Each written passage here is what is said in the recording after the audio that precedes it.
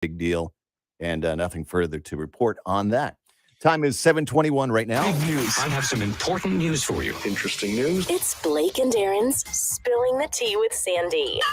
Cayman's top news headlines of the day from CMR. Good morning, Sandy. Happy Friday. Good morning, Blake. How are you? We are good over here. What Nice. you got for us today? Very nice. All right. So we've got an arrest. got what? An arrest. Oh, an arrest. Yes. And the RCIPS has arrested a gentleman by the name of Devon Wright Jr. And they got him over the weekend for possession of cocaine. And the most interesting thing about this is he is the boyfriend of the young lady whose child went missing in Cayman. So lots of people are still asking where this investigation is going. They're extremely curious. The police have not provided any updates to the public. That's true. So essentially, we're all just sitting back, waiting and wondering and hoping that we'll get an update soon. But nothing yet. Yeah. Yeah. Very unusual. Yeah. Yes.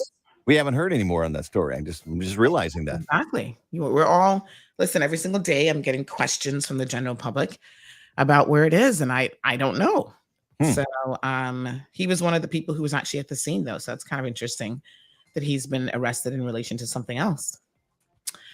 A 39-year-old female has been arrested in the fatal crash over the weekend that occurred early Monday morning. So her name is, oh gosh, it's a long one. Let me see now. The one on Eastern Avenue you're talking about. Yes. This is like a four. Eleni, I think her name was. Eleni? No, I'm speaking about the young lady who actually got arrested.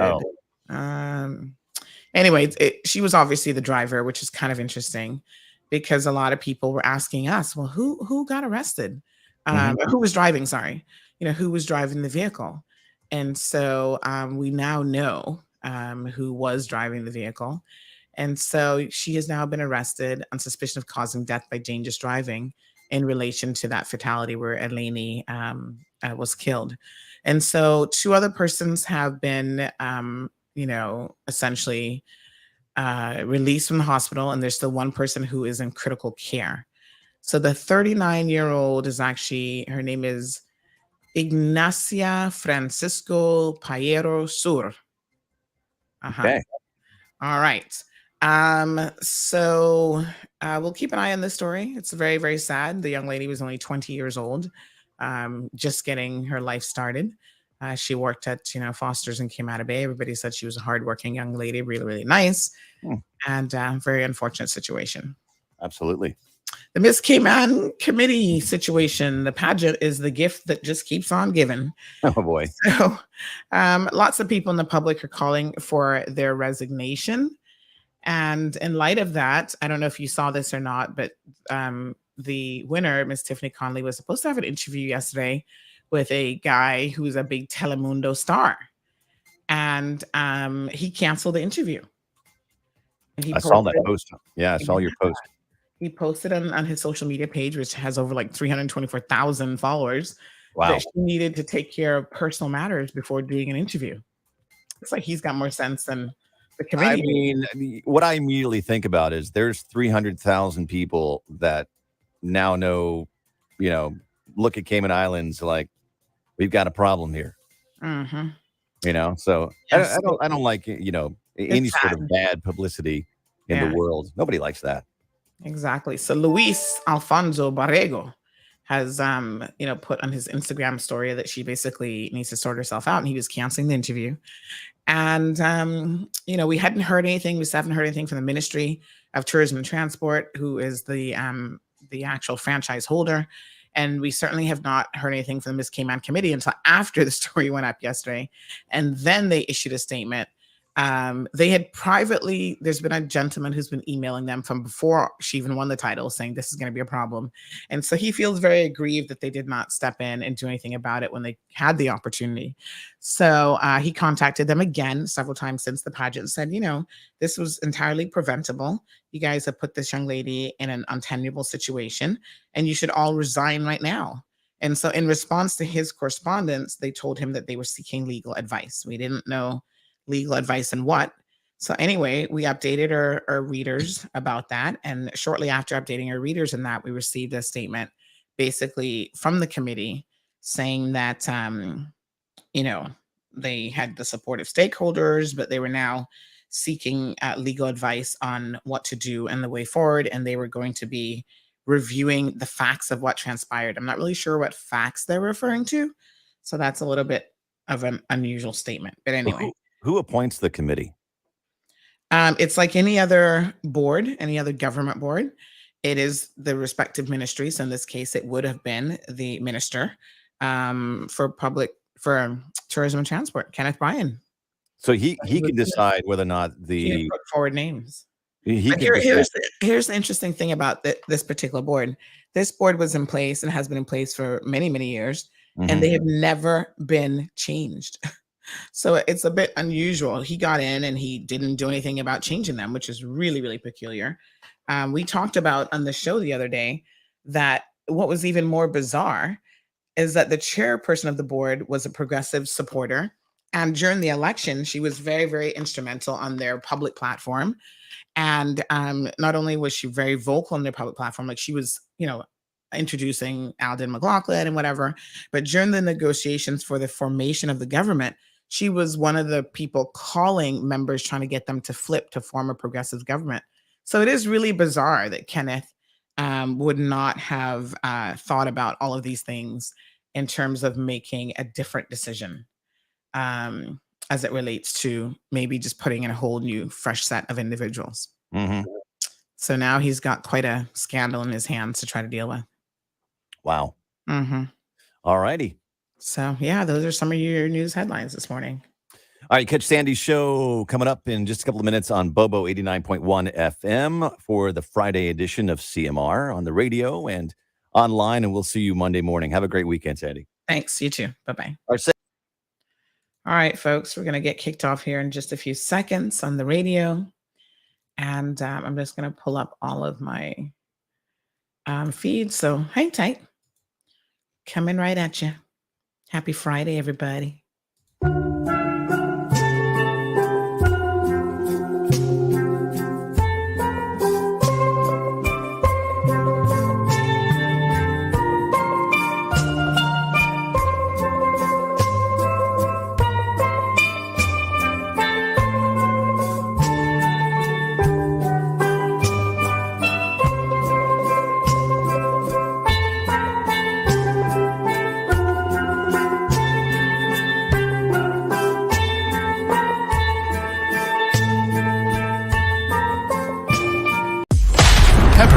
Sorrel, ginger, beaver grass, or English. Get it ready.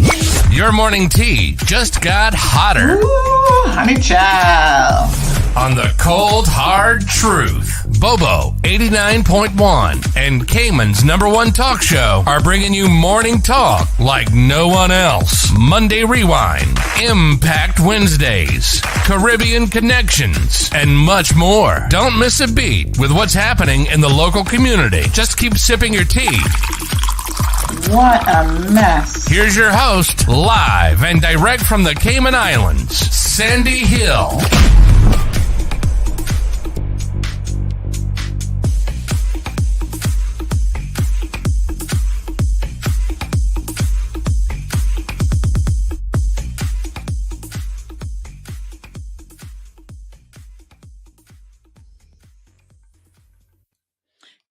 Good morning, beautiful people. Wagwan, wagwan. Hello. How are you guys? How is everybody? Happy Friday. Yes, Friday already. This week went by relatively quickly. And guess what? I think most of you have one more week before school restarts, right? So I guess you guys better get ready, get the kids ready, get your uniform situation sorted out. What else do you have to do to get ready? You got books that you need to ensure, notebooks and whatever else, school materials. Who's buying you pens and pencils? Is there any material left over from last year? Do you guys have material left over? Well, if you don't, that means that you've been on a shopping spree.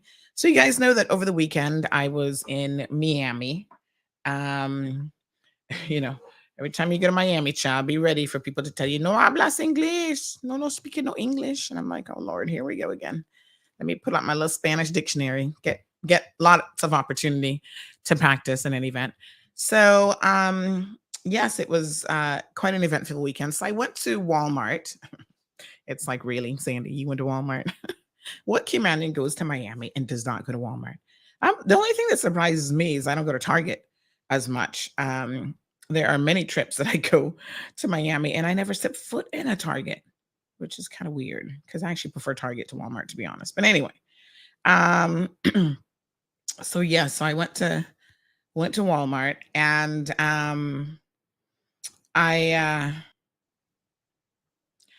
I was in there and they had rows and rows and rows upon rows of aisles dedicated to school supplies. So all the notebooks and pens and highlighters and everything you can imagine. They had like a whole special section set up just for school supplies. So this is like the super Walmart super center and Doral. And my gosh, I was like, ooh, so many school supplies. Like I was actually getting a headache walking down all the school supply aisles, right? It was just a lot. And I have not seen a line like that in a Walmart ever in my entire life. Now, you guys know I lived in the States. I actually worked in a Walmart. I wasn't, and initially I was in the photography studio.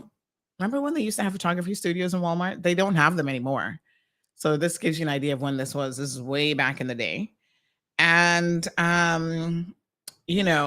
I started there, and then the store manager liked me so much. He was like, oh, will you come and work for the core company? And, you get this little job in the photography studio. They sent you off to like a training course and, how to set up and do your pictures and everything. And more importantly, how to upsell, because you got to make that money, child. So, so we did, I used to actually be a customer service manager in a Walmart while I was in school. This is one of my last jobs I had in the US before moving back. So it was kind of interesting. And trust me, if you've ever worked in a Walmart, you have seen it all. Oh, the people. The one that I worked at was, I'm trying to remember if that was a 24-hour one. It was a super center. It was there off of Del Mabry in Tampa. I kind of feel like it might have been 24 hours. I never worked overnight or anything, but I think it might have been 24 hours. So the scammers who came through, in the layaway department, and do they do layaways anymore? Is that still a thing? Or have we passed people going into retail stores and doing layaway? I kind of feel like maybe they don't even do layaway anymore. Gosh, the world has changed. Sorry. In so many amazing ways. I got to take my medication, folks. Give me 1 second. I was supposed to take it from 7. It's now 7:35. So I'm taking 5 ml here. So yeah, I don't know. Do they still do layaway in Walmarts? I kind of feel like maybe that's not even a thing. I don't know. But we used to have some scammers coming through the layaway department, child. They are always trying a thing on people. Ugh. Why does medication have to taste so bad? I swear they put so much sweetener in it to try and make it taste good, but it's just disgusting. So anyway, yes, we had some of the most interesting characters. So this weekend, I was, there and trying to pick up a few school supplies. I still feel like I missed something. I'm going through my head and I'm like, what did I not get? Anywho, so there were so many people there. I guess everybody's doing the same thing, trying to get school supplies. The line literally ran from the first register all the way down. Now, they have these self-checkout lines, which are kind of cool. And it ran all the way down and then looped all the way back around. I have never seen a line that long in my entire life in Walmart. No exaggeration. Because they only had like 2 registers open. And some walk around going, why don't you guys open more registers?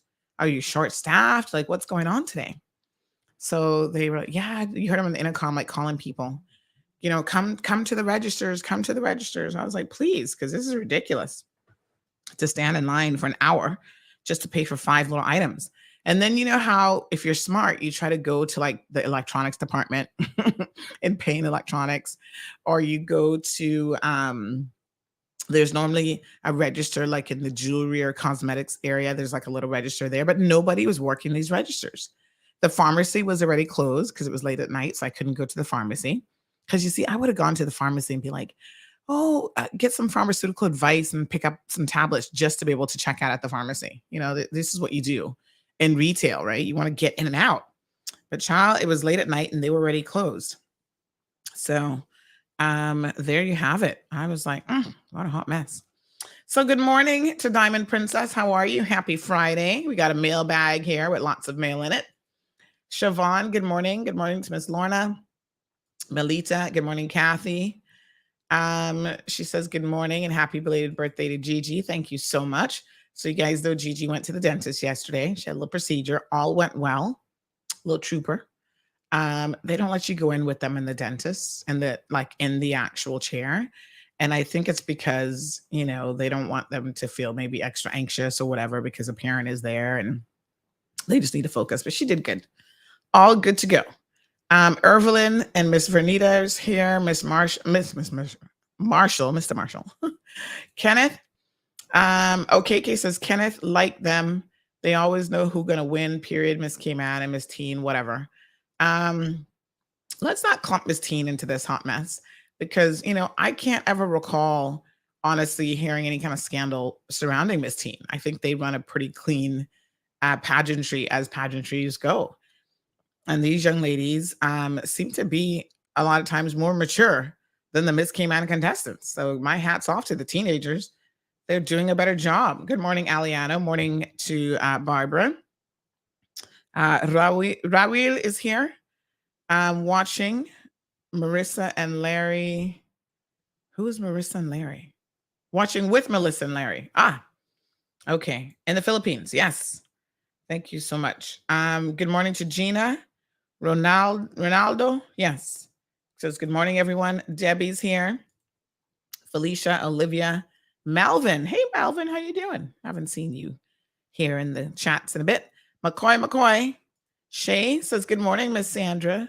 God blessings. Hi, Tracy. Up and early from New Zealand. Hey, Tracy. So Wee Wee's also got it locked and lots more people. So happy Friday. All right. So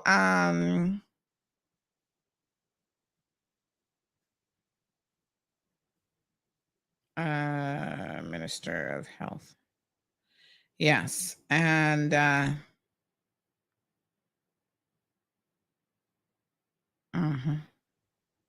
someone's asking me. They're like, what is Miss Sabrina's official title? I'm like, Minister of Health and Wellness. Okay. So Orlando in the house. Hey, Bishop. How are you? So good to see you. Hope that you're doing well. So yeah, you know, legitimately, I don't even want to talk about this Miss Cayman saga anymore, but it is literally the gift that just keeps giving. It just, I mean, every day something's happening. So yesterday we got word from a young man who has been pushing the committee to do the right thing. I don't know if you guys saw the story.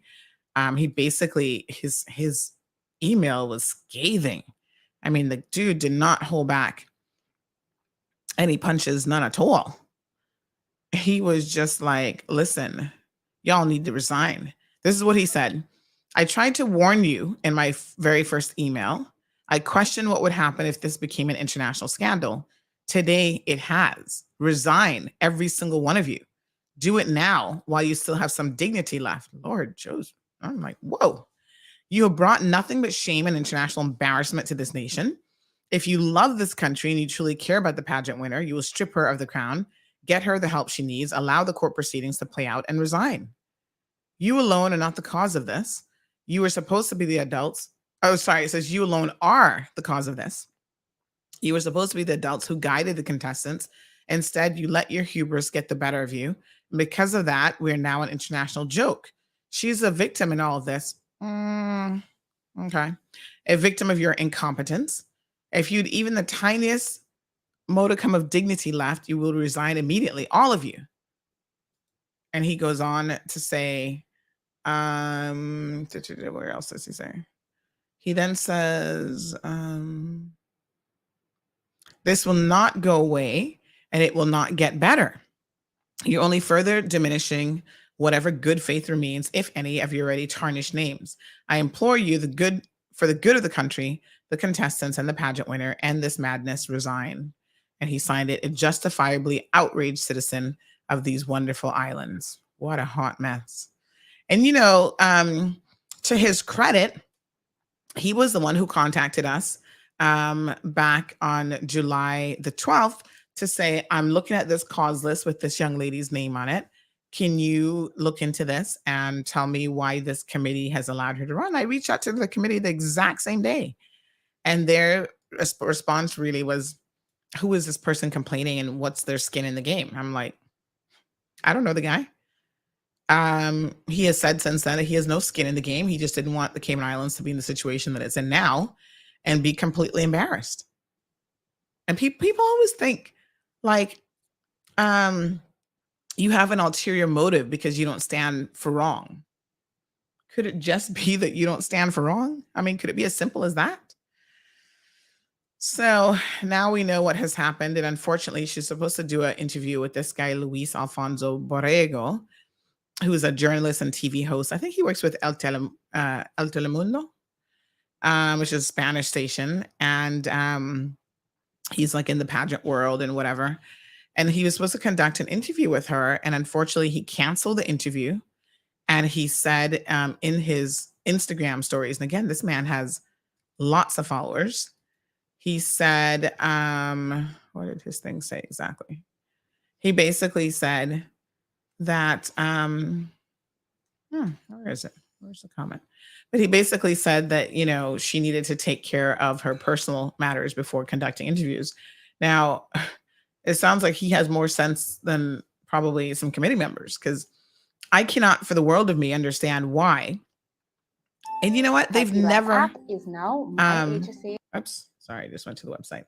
They have never to that I can recall pushed any other contestant to, let's do an interview with a Telemundo guy. Let's do this. And I feel like they're getting it wrong in their thinking. And again, this demonstrates precisely why they need to resign, because they have no clue about crisis management or anything else. That somehow they thought, not only do we ignore this, because that's bad enough, just ignoring a situation that's blowing up in front of you, right? Because we all know that ignoring a situation never makes it go away. Never, never, ever in a million years have I ever seen a situation disappear because you ignored it. Like, it just doesn't happen, right? So not only do they ignore it, but they also decide to push her into this this pageant. My apologies. They push her into this interview and all this media exposure. Only God knows what else they had lined up for her to do. So somehow they're getting really, really bad advice. If they're taking advice, if they're not taking advice, then they are just, they're floundering and they don't know what they're doing. So the thing that you don't do in a crisis situation is put yourself in the limelight even more. Y'all don't watch what the Hollywood people do or what? What you do is you just go radio silence, as they call it. You disappear from the scene for a minute and give people a break and let people try to forget. As my aunt said yesterday, she's so funny. I had to chuckle when she sent me this. She said, well, as your uncle used to say, the more you stir, S-H-I, you know what, the more it stinks. And I said, well, I can't argue with that good common sense. But I know my uncle had common sense now. So the more you stir it, the more it stinks. And they are stirring it by putting her in the forefront and pushing her out there and saying, go do these interviews, but be in the limelight. And now this international guy, he has over 300,000 followers, has 343,000 followers, had to put up on his Instagram stories that she needs to take care of personal matters. So even if people did not know anything about this, right? All of a sudden, his 300,000 followers are going, what's going on with Miss Cayman? And they start to ask questions. Jonathan says if we're still going on about us, yes. And I received a phone call up to last night from the cousin of one of her victims who was at the scene of a very violent attack. And he was like, Sandy, I was the one who saw her go in the car and take out the machete. And I was like, why is this woman going in your car? And he said, I was there when she broke out the 5 windows trying to get into the house and then barricaded herself in the bathroom for 3 hours with the standoff with the police. And he gave me the whole lowdown. So, Jonathan, we're still talking about it because the community is still talking about it. And I got another phone call. Miss Sandy, I'm a coworker of one of the relatives of one of the guys, because there's been multiple guys now. And he was in a relationship with her for a year. And the charges even were not a one-off charge. He was abused the entire year. Nobody wants to talk about that. They said, Sandy, thank you for acknowledging that men are victims. And, they continue to be victimized by women. Nobody wants to talk about it. The men are afraid because they're ashamed to even say that, yes, a woman beats up on me. And I thought, wow, this is kind of sad, right? And how much of this is going on that's ignored? Remember the young lady who stabbed her boyfriend to death? And there's more than one in Cayman, but y'all don't want to acknowledge these things. There was the one in Cayman Brack who stabbed that boyfriend to death. She got a sentence. There was the other one who ended up being pregnant at the time. I don't know if she knew or not, for the same boyfriend, stabbed him to death. Now she's serving 9-10 years in jail. And I'm trying to remember what her name is. And he is dead. So this poor child is now growing up with neither parent, thanks to the action of violent women. So, if we don't acknowledge and recognize that women are capable of violence, and not only are they capable of domestic violence and partner violence, but they're capable of killing their partners. Right now, there's a huge story on U.S. media about an OnlyFans lady. OnlyFans is this website where it's kind of a lot of people have OnlyFans account, but the majority of it is of a sexual nature. So they have an OnlyFans model who's accused of killing her boyfriend. A video surfaced. All this information is quite timely, by the way. So a video surfaced of her in the elevator with him, beating him up. And this dude is like, did you guys see this video? We posted it on her page. He's good size compared to her, right? And again, you sit there and you go, why wouldn't this guy just clock her? Because of course, if he did, then all of a sudden it's, oh, he's the abusive one. When in fact, you look at this video, this girl is unleashing on him. She is beating him up. She is, doing the most in the elevator. This was a video on TMZ. I don't know if you guys got to see it or not, but it was shocking when I watched it. And he maintained his, he just tried to stay away from her, tried to maintain his distance, and she was still beating him up in the elevator. Good morning, caller. Welcome to the program.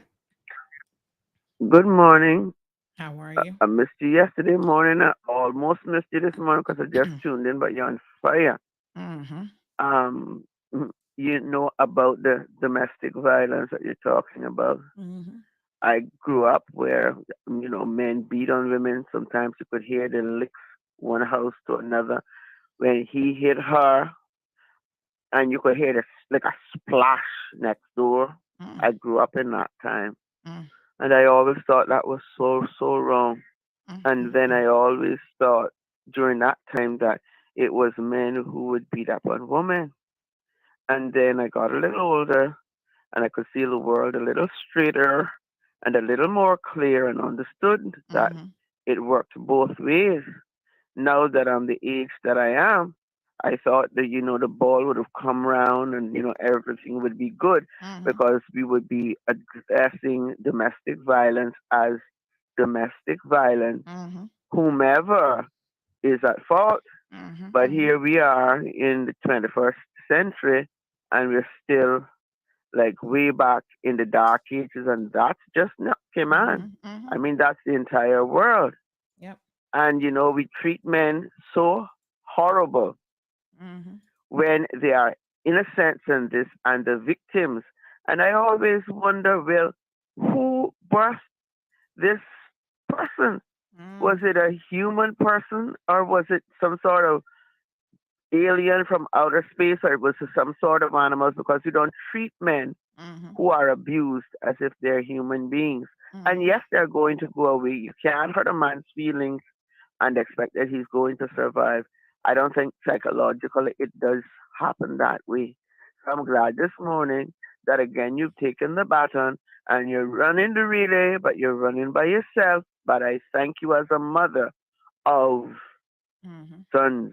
I thank you. Thank this you very morning. much. I thank you again. Yes, ma'am. Thank you, bye-bye. Okay, thank you so much. And this is what I always say to people. I don't need to be in a situation to be able to discuss it and recognize when wrong is wrong. Look at this little girl. Y'all just saw that video that I have up on the screen. He's obviously bigger and stronger than her. But she is the one who is look at her hitting the screen in the elevator, beating on him. She stabbed this man to death.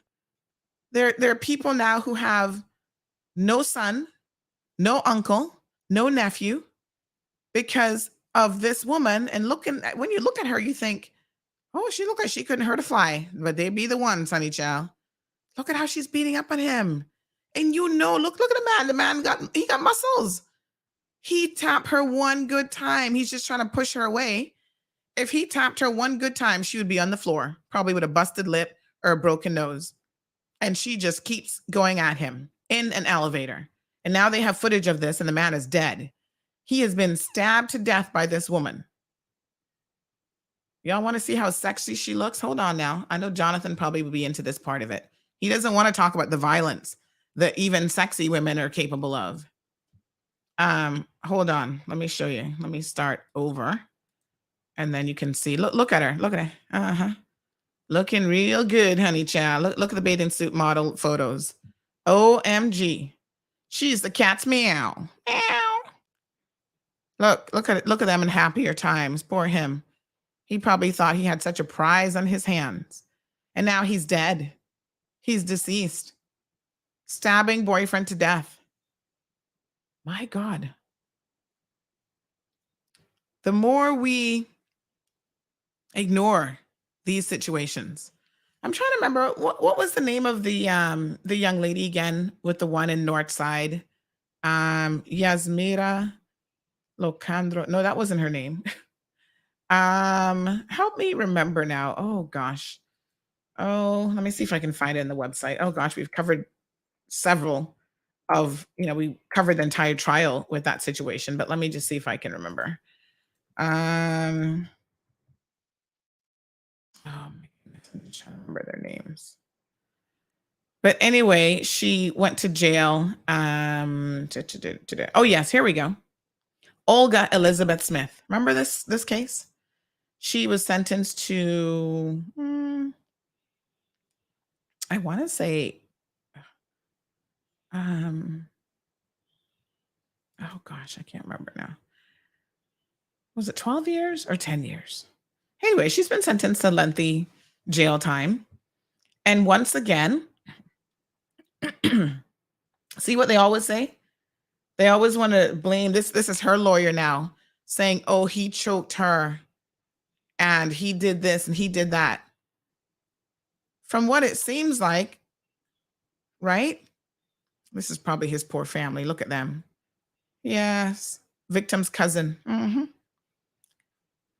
Yes, they have no family left. The man dead.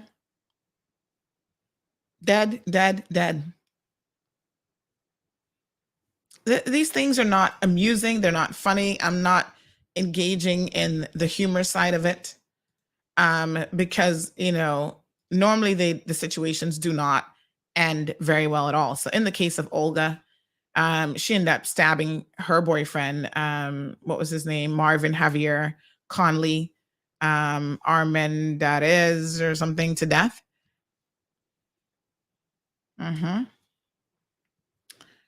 Sad. Her attorney again tried to claim that, oh, this was a toxic relationship. Well, really? That's like saying we live on Earth and the Earth isn't flat. Of course, that's obvious.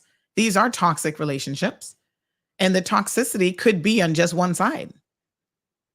So, folks, whether you're a man or a woman and you're involved in a relationship that has any sort of physical violence in it, I would say any kind of abuse at all, you need to find your way out of the relationship. And the sooner you do so, the better. The first time somebody hits you, get out. Doesn't matter what their excuse is.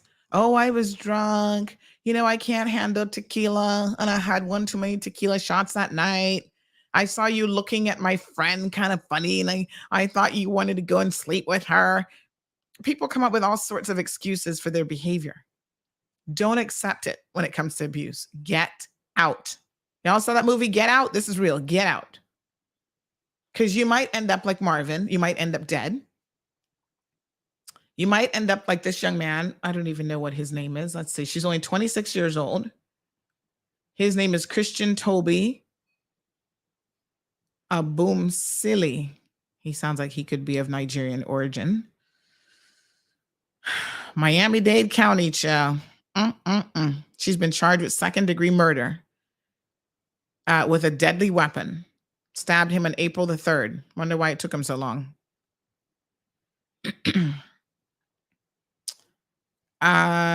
They've been dating since November 2020. The relationship has been described as extremely combative. The building manager documented multiple instances of loud arguments and was ready to evict the couple before his death.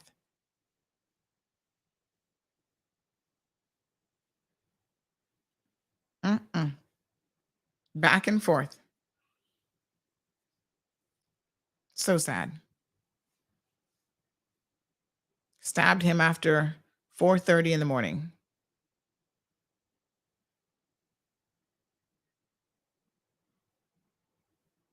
Unbelievable. So she called her mother first before even calling 911. Imagine the man sitting there with stab wounds, and she's going to call her mom twice. On the 911 call, Christian could be heard in the background repeatedly say that he was saying that he was losing feelings in his arm. And she was saying, oh, I'm so sorry.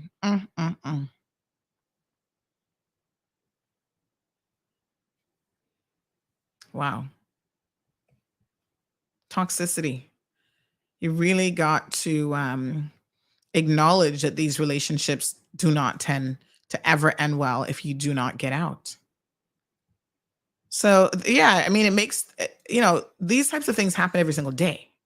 And we don't always hear the stories. But in this case, obviously, because she's a celebrity, an OnlyFans model, her story will gain more traction. But it's unfortunately far too common for men and women to find themselves in these types of relationships. And I'm so sick and tired of the victim blaming. Luis says, good people running around with a machete in their car. He actually kept a machete in his car, Luis, because of the nature of his work. You know what I'm saying? Like, why do you jump to the conclusion that he's not a good person because he has a machete in his car? You've never been out cutting bush or doing something and had a machete in your car? The more important thing is that your reading Miss Cayman knew he had a machete in his car because of the nature of his work. She broke into the man's car, took the machete out, broke multiple windows in his house to try to get at him, to do him harm with a machete. That's where your focus should be. Your focus shouldn't be on, oh, well, why does he have a machete in his car? If it was in the car, if it was in the back shed of the house, how would that have stopped the woman from finding it and doing what she obviously wanted to do? Y'all need to wake up. Stop victim blaming. Stop asking questions of the victim. Why? Oh, well, why were you at home at this time? It's like, what? If each of these men did not have eyewitnesses to these incidents, you all would be looking to blame them even more than you do already. Seriously. You've got to get out of this mode and this way of thinking that a woman is not capable of violence. Women are capable of it. Just because they're physically weaker does not mean they can't kill you. Doesn't mean that they can't beat you up.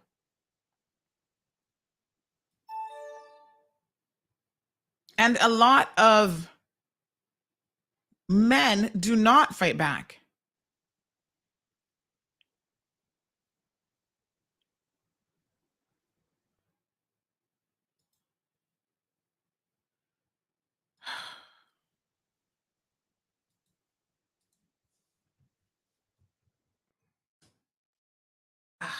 Somebody said, what about Johnny Depp? Well, we talked about that too.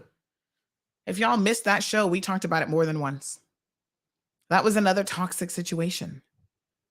And like I said at the time of that trial, sometimes an individual on their own might be okay, but you put them with somebody else and you have a recipe for disaster.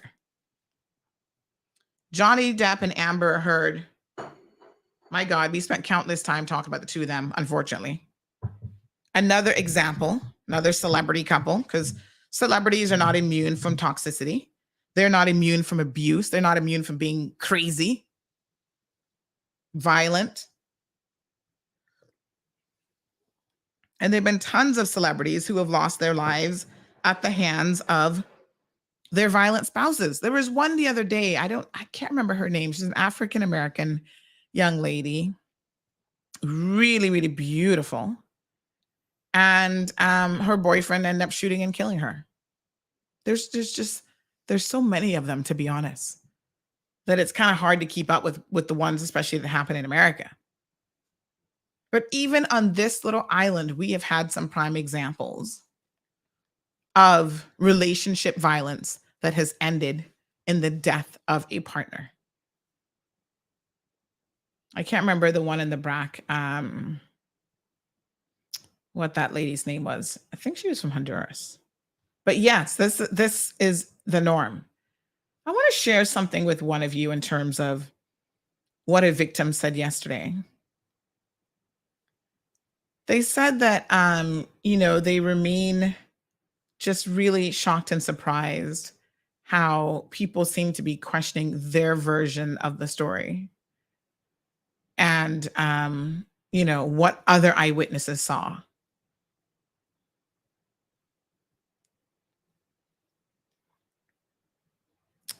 Thank God that there were eyewitnesses. And they're really, really perturbed at how the community seems to be so willing to accept violence once the perpetrator is a woman and give her all the excuses in the world. What I want to say to you guys is this. We know about we actually know about more than 3 incidents with this young lady. But I want you to consider the very real possibility that I have now come to accept, which is that these men that were in relationships with her were not subjected to just that one incident. So this last one that happened on that particular day in late 2019 or 2021, that's not all she did. These guys, a guy dated her for a year. It was constant abuse. It eventually culminated in one incident being reported to the police and taken to court that she was found guilty for and nothing recorded on. Domestic violence. It's not like the person just flares up one time only. It is ongoing abuse. These men are in relationships where they're being beaten on all the time and they say nothing. They're ashamed. They are afraid. And I think for the most part, it's the shame that keeps them silent. And not just shame, but they know when they come forward, you in the community diminish what has happened to them by asking some of the most ridiculous questions.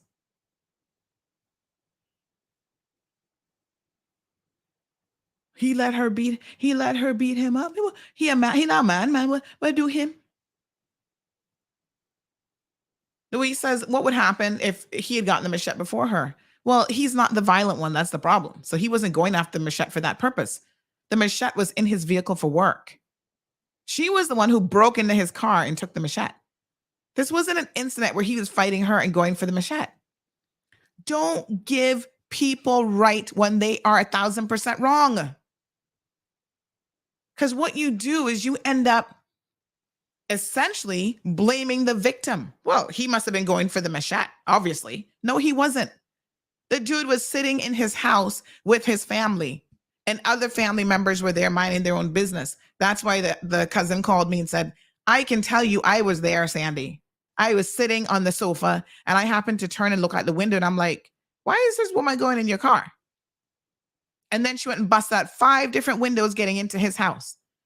Now, you see, if he had wrangled the machete out of her hands in the name of self-defense and chopped her up, then y'all would be saying, oh, poor her, poor her.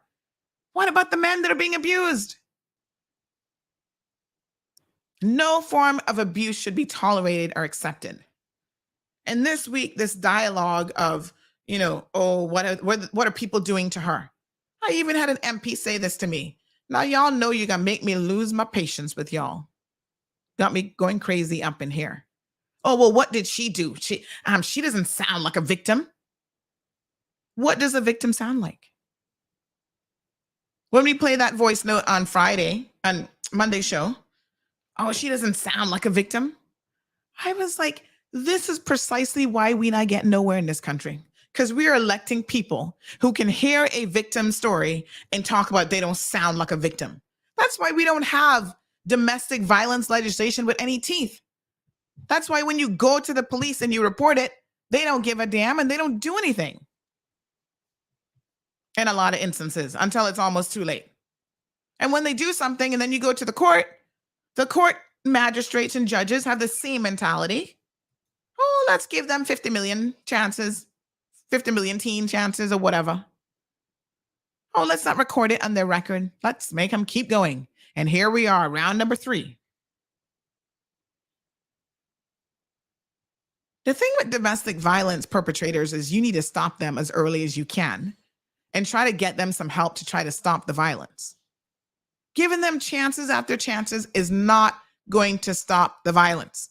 I mentioned to you all that there is one of the judges also known to be a woman beater and was in court and convicted of assaulting his woman at the time, although I think she might have broken up with him. I can't remember all the details now, but she used to be with him.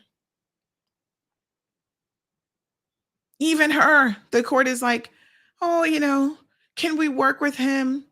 Can we get him therapy? Can we give him a second chance? When you have children with these monsters, you're like, oh, yes, let's try to give them another chance. And then you end up regretting it because they're not changing. They're just out there looking for the next victim.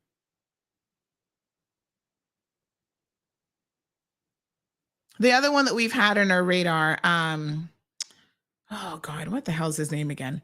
Kidnapping women and all sorts of stuff. And now he's with the cute little blonde girl who, although she is a victim, she keeps going back to him over and over and over again. And I said, you see, this is when people, his name soon come to me. Brandon, oh Lord, what that man name is again. I'm going to show y'all some pictures that I received this week of people bruised and battered at the hands of their significant others, and they are not leaving these relationships. They are remaining in them. And the day that he kills you and then your family has to bury you, then it's a whole other story. Domestic violence is real. Partnership violence is real. And sometimes your families are aware of it and they're doing their best to help you, and you are refusing to do your part.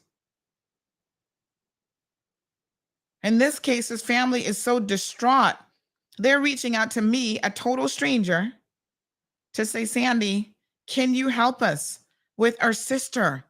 We feel like this man is going to eventually kill her, and she is refusing to get help. He's a criminal. He has all these other things going on in his life. And she's protecting him. She's lying for him. She's doing the most. Let me show y'all the pictures. Look at this. This is what's happening. Choking her out. Black and blue bruises. Beating the daylights out of her. Look at her arm. This is at the hands of a violent individual.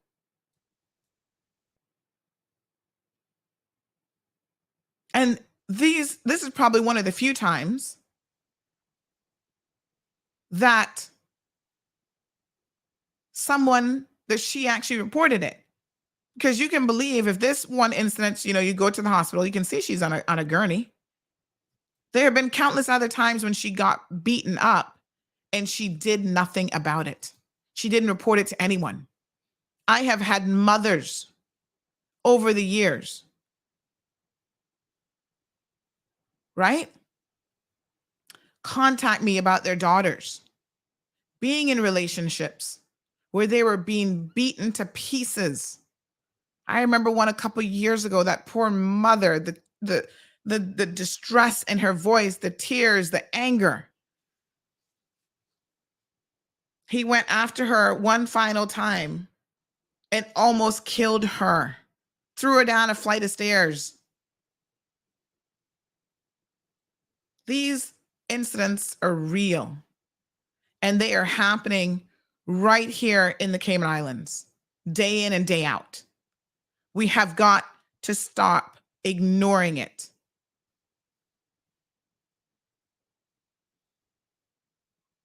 Enough is enough.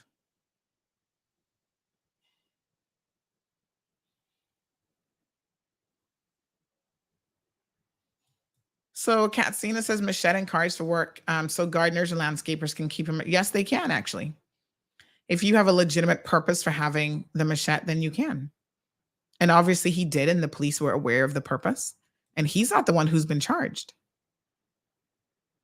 Tracy reminds us about another celebrity, Phil Hartman, shot in his sleep by his wife. She says there are a lot of women who are violent and men don't tell. Tracy says none of the victims have charges pending, though.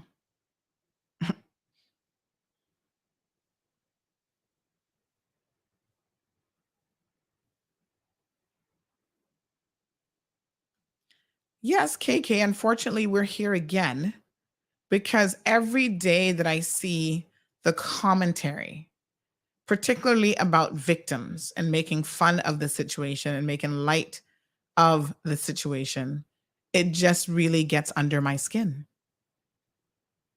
And if we have to have this conversation a million times, then guess what? We need to address it. This is a scourge on our community and something that we are not even willing to admit is happening. Violence is one thing that you should not allow to be in your life. No one should be able to do that to you. The family of this victim here that you see on the screen, they're looking to do an intervention. They don't know what to do. They don't know how to help her.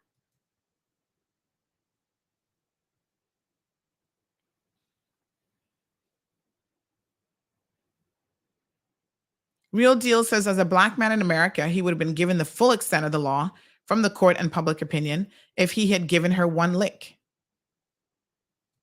The week before, I saw another video. I think this guy is some kind of football star beating a woman in public. Did y'all see that one? I think she was naked for some reason, as I recall. I saw the headline and thought, oh my God, are you kidding me? So, it's real. It's happening in people's homes. It's happening on the streets. Remember our suitcase assault between the man and the woman? And then she jumps up the next day about, oh, y'all saw that, but you don't see when he's kind to me. You don't see when he loves me. I was like, what are you saying? We talked about it then too. Y'all think that this has anything to do with Tiffany? Listen, let me be very frank. I don't know Tiffany, and I honestly don't care on one level. I care that she's representing Cayman, and she obviously has a lot of issues. Least of all, she's a violent individual. And she's not earned her supposed redemption badge. They put her in Girl Scouts and be like, oh, let's give her a badge. She hasn't earned it. She's never acknowledged her behavior. As her victim says, she talks about mental health, which is fine, but she talks about it in a very limited capacity that only makes her sound good on a stage. She's not being honest and fully disclosing her behavior, both past and current. But I don't care about Tiffany. I care about the bigger issues of relationship, partner violence, and about how that is the face of Miss Cayman. And that is who we say can represent this country. And that when we say things like, oh, we're going to give her a second chance, we're not being honest about the fact that this is actually her 10th or 11th chance. And that she had every opportunity to disclose what was going on to the pageant before it came down to this. And when they became aware of it in June, they had every opportunity to then do something about it, and they didn't. That's where it stops. I'm not, I don't have any reason to hate on her and to not like her. I don't know the girl. I don't know her, and I don't know her family. Everybody's like, oh, you don't know dad. I know, well, he's police officer, blah, blah. I said, I don't know him. I don't know who he is. I don't know the mama. I don't know them. That's not what this is about. I have no personal stake in this, not at all. I don't know any of the young ladies who was in the pageant this time around. I couldn't tell you who they were. I probably couldn't even tell you their names to save my life. No clue. And once again, it isn't about any of that. Somebody messaged me yesterday about, he said that, oh, you did this and you did that. I said, good. Tell him, I said to bring it on. I'm an almost 50-year-old woman. This young lady's a child to me, really. And at 24 years old, I can tell you I didn't have a single charge to my name. It's only after I started lambasting the police and tried to rescue a dog that all of a sudden I became an overnight criminal at the age of 40. I mean, I don't know how that worked, but that's exactly what happened. I have never been arrested for assaulting anyone, beating anybody up, none of that. Nobody's perfect. We all have our demons. Let me be very, very clear. We all have to get up every morning and give thanks and try to be a better person. Well, some of us do anyway. Some of y'all just not even caring. You're just like, oh, just continue with the foolishness. I'm 100. If I live to be 100, no remorse, no improvement, no nothing. You just go right along to get along.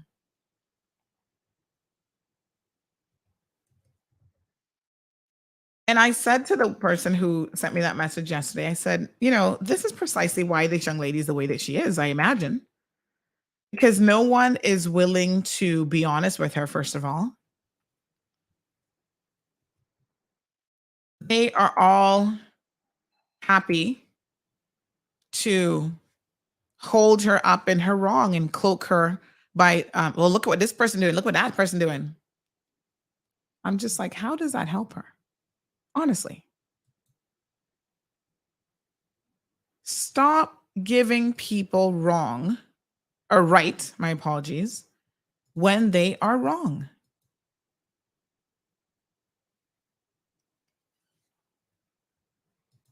You enable people to continue in their bad behavior when all you do is say to them, or say nothing at all,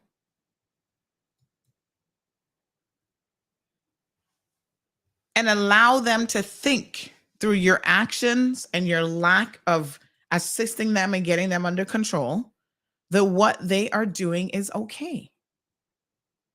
This should have never been in the public domain.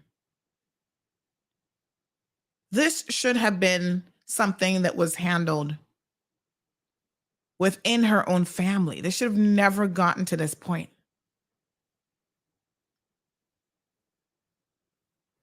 So Michael's here. LeMay says, you all need to know what pushed her to do what she did to him. You all do not know the full story because he was not a good guy to her. But of course, y'all only hear one side of the story. Okay. And he says, I don't give two F's who look at me different or whatever. All right. So Michael, let me understand what it is that you're saying.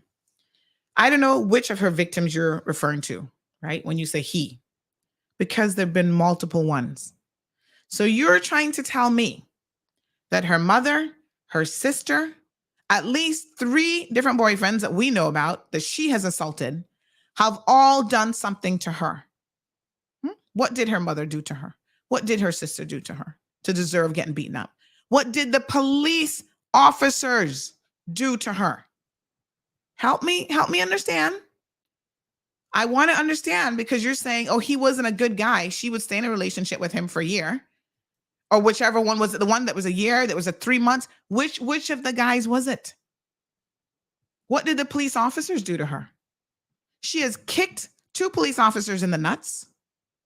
She has punched the last one, not even at the scene when you say, okay, maybe she was still upset, at the detention center. So she was put in handcuffs, put in the car, had time to calm down, drive all the way from West Bay to Georgetown to the detention center, gets out and punches a police officer twice in the face. What did the police officers do to her? You see, this is precisely the problem. These people deserve this abuse because they were doing something to her, and they're not nice people. You don't beat people up, you leave the relationship. If somebody isn't treating you good, Michael, you don't stay. So again, I don't know which of the relationships you're talking about, but what you do is you leave. Oh, you're saying the one that she went to her house. So what about the last one that she's in court for now? So what about the guy whose father she beat him up? She was only dating him for 3 months. What did he do to her? You can't keep using that excuse to defend this kind of behavior.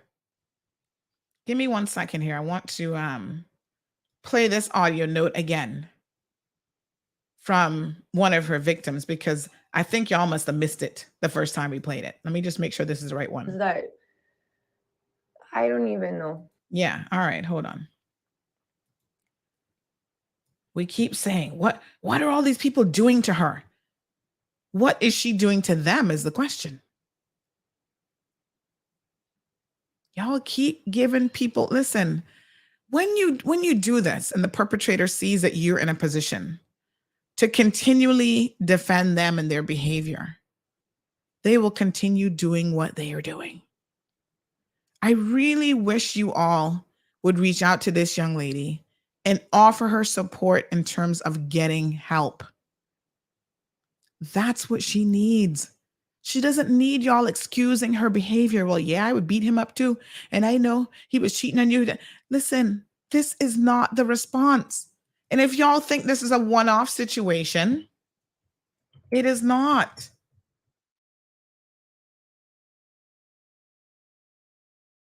You cannot be looking at every single person and saying, well, all these people deserved it because they all did something to her.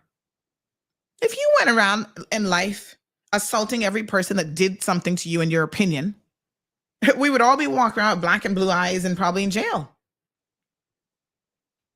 Morning, James, joining us from Canada. Elaine's Closet says domestic violence doesn't only happen to women. Men frequently do. This is the whole point. Men frequently don't report domestic violence because they are ridiculed. And remember, it's harder for them to defend themselves if they respond. So they typically remain silent. The current situation with the beauty queen, she was allowed to run by the committee. And the real question is if they knew about the upcoming court case. The case must be allowed to happen and she's innocent until proven guilty, even if she pleads guilty or found guilty. And then unfortunately, Elaine, the rest of that got cut off. So here's the thing.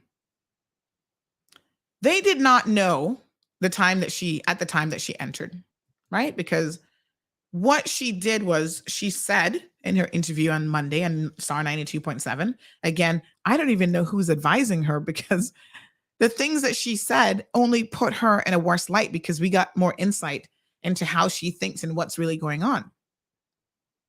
She said 2 weeks after this incident, she decided to run in this pageant. 2 weeks after. Wow. Okay. She didn't say anything at the time. She was charged in January. So the investigation, 2 weeks was still been going on and police collecting statements from the neighbor and the reports and blah, blah, blah. January, she was charged. She didn't say to the committee, oh, I've got a little situation in my hands, a change in my circumstances. She said nothing. It was only until June when people started seeing it coming up on the cause list because apparently she had gone to court for a mention and it was set down for trial. And so it started gaining traction and showing up on the cause list and other people were starting to ask about it.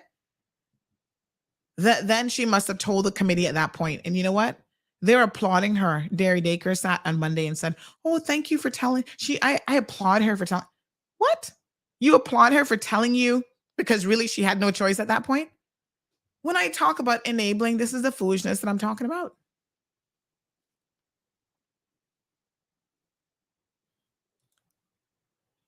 Okay, so Michael says he can't speak for, I can't talk for all, but I can speak for the one.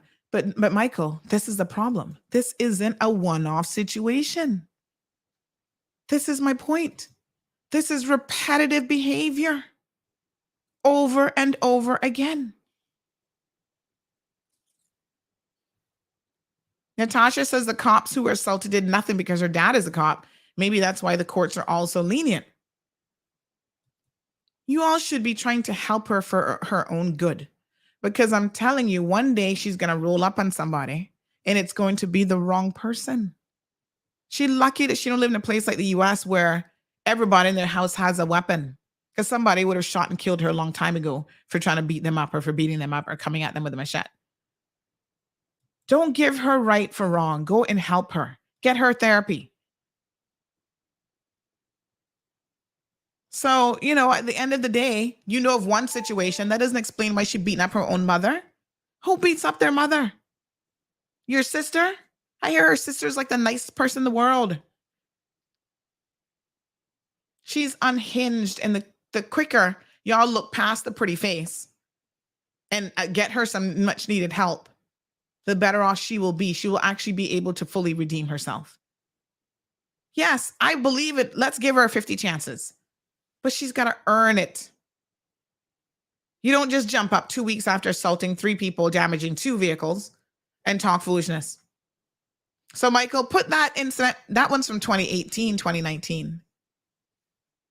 Someone even said, when I brought up the situation with the car incident and how, again, Miss Cayman downplayed that, oh, it's just a minor car incident. That woman had to go to different members of the committee and talk about the ridiculous behavior of this young lady. That wasn't a minor traffic incident. That was a young lady who was defiant to the courts, who ignored court orders, who refused to fix the woman's car, and then come at her with rudeness about that. You get what the duck get. Look at the underlying behavior that should be making us all pause and say, wow, who does that? Who says that? This attitude of entitlement, I can't be touched, no one will ever be able to do something to me, is a dangerous attitude for our young people to be walking around with. Yeah, I understand. Like I said, I don't know these people. I'm just telling you what people are telling me. Apparently the father is a police officer, and so is his current wife. So, I guess, yeah, you take that however you want to take that. Let's listen to this again. I don't want to belabor this issue because really I am sick and tired of talking about it. You believe me. But the victims are reaching out to me every single day. They're family members and they're saying, well, I was there. I saw this. I saw that. Oh yeah, I remember the car incident. Good morning. Allow me to start off by saying that I'm an extreme advocate for mental health and women empowerment. I don't believe in putting people down and making them feel less of themselves. And that's not what I'm about to do. What I'm about to do is speak my truth. The results of the 2022 Miss Universe pageant broke my heart. I'm one of Tiffany's many victims, and I have watched her fabricate lies and masks to hide behind for too long. I'm not okay with having our young generation of women, and even the current generation, think that it's okay to push everything under the rug and walk around as if nothing has ever happened. She's chosen to be vocal about certain parts of her journey, and that's brave of her. But what about the parts she's not vocal about? What about the people that she lied to? What about the people that know what she did? She's yet to have the courage to admit that out of pure hatred, she attacked me. I went about it the right way. I had all my evidence, hospital bills, photos. People saw her. Yet, I don't blame her for the outcome of the case. It was a whole year later, and frankly, I was done thinking about it. She walked away not guilty, with the knowledge that what she did to me, and she felt no remorse about it. I had a phone call a few days later after the incident from the committee. My honest words to them were, she's not someone I would ever want my little sister or cousin to look up to. I'm not here to put Tiffany down, but I am here to speak out for the unjust. In my opinion, which no one else has to believe, could she have been a great Miss Cayman Islands universe? She absolutely could. However, putting people with mental health issues in positions such as that don't help them. The committee has set her up, and it's appalling, and they continue to allow her to paint over reality. I wish nothing but healthy growth and spiritual awakening, and I hope at the end of it all, Tiffany can be honest with herself and with others. Like I say, this is not me hating anyone. This is me who was attacked, never apologized to, was scared for a few months after that. It's not fair. It's not fair. And I don't think it would be fair for me to say that the other contestants deserved it. They did. But that's not for me to say necessarily. Everyone, I think, did a good job. And it's just unfortunate that she was allowed to run in the first place with an active court case open. I'm pretty sure none of the other contestants had active court cases, especially for assaulting police. But I honestly think it's a case of just mental health. And she's done a very good job at making sure she's worked at the right places so that people don't suspect that anymore. Or she's grown in all of these different areas, but she's grown and she's done these things, but at the end of the day, there's still people who you affected in your past life that are looking at you do all of these things, and it's just like, okay, here's another mask for you to hide behind. Here's another lie that you're telling society. And it hurts. It hurts. You know, I couldn't even get a proper restraining order. I was told that, you know, it was a year later. It doesn't matter anymore, in a sense. And that's terrifying for me. Because if anyone knows who I am, they know that I'm not a violent person. I never choose violence, ever, ever, ever, ever, ever. And it just hurts me that somebody would stoop down to that level and want to physically hurt me when I have presented no physical harm to you. Why do you feel like that's okay? It's not okay. Anyways, I hope everyone has a good day. And I'm sorry for any feelings that this may have hurt, any feelings that I don't even know. Because I have to tread lightly. But at the same time, I don't have to stand for injustice. So imagine the victims are the ones who are apologizing. They're the ones who feel bad for hurting people's feelings. Michael, I hear what you're saying. She's saying, oh, she was involved with the same guy. That's not the point. If somebody is cheating on you or they're involved with somebody else, you don't go around cutting people in the face and scarring them for life. You don't go around beating and stabbing people. You don't go around assaulting the police. You don't go around holding up, the police in a hostage situation for 3 hours. You don't do those things. You know what you do? You just break up with the person. Maybe you send them an email saying, F you, I'm sick of you. Why you treat me like shit? You're a dog, whatever. And the funny thing about it is, while y'all are sitting here trying to give this young lady excuses when there are none, oh, well, this guy treated her poorly. He was cheating on her. Just leave the relationship. Meanwhile, in the comments, like I said before, of the Miss Cayman pageant on the CIG page, go ask them how many comments they had to delete about Tiffany putting up naked photos of people and all sorts of stuff. And then gets up and answers a question about the ills of social media. And now she's talking about she's the one who's being bullied. Ask the real questions. They had to remove countless comments during the pageant because people were calling her out on the live feed on YouTube. Edwin, thank you for the correction. Edwin says, good morning, Sandra. I'd like to make a correction that you keep mentioning. Her father is a retired police officer that is now employed by the port. Oh, Jesus. Thank you, Edwin. Appreciate that. Ronaldo is asking about mental health issues. Miss Darlene is asking the same thing. Tracy says this does not permit her to assault that poor girl. You don't own another human being fighting over a man. Who wins the fight doesn't win the prize. Miss Darlene says this victim needs to understand and does not need to apologize. That's because there are people in the community who keep giving the perpetrators right. Oh, well, he was treating her bad.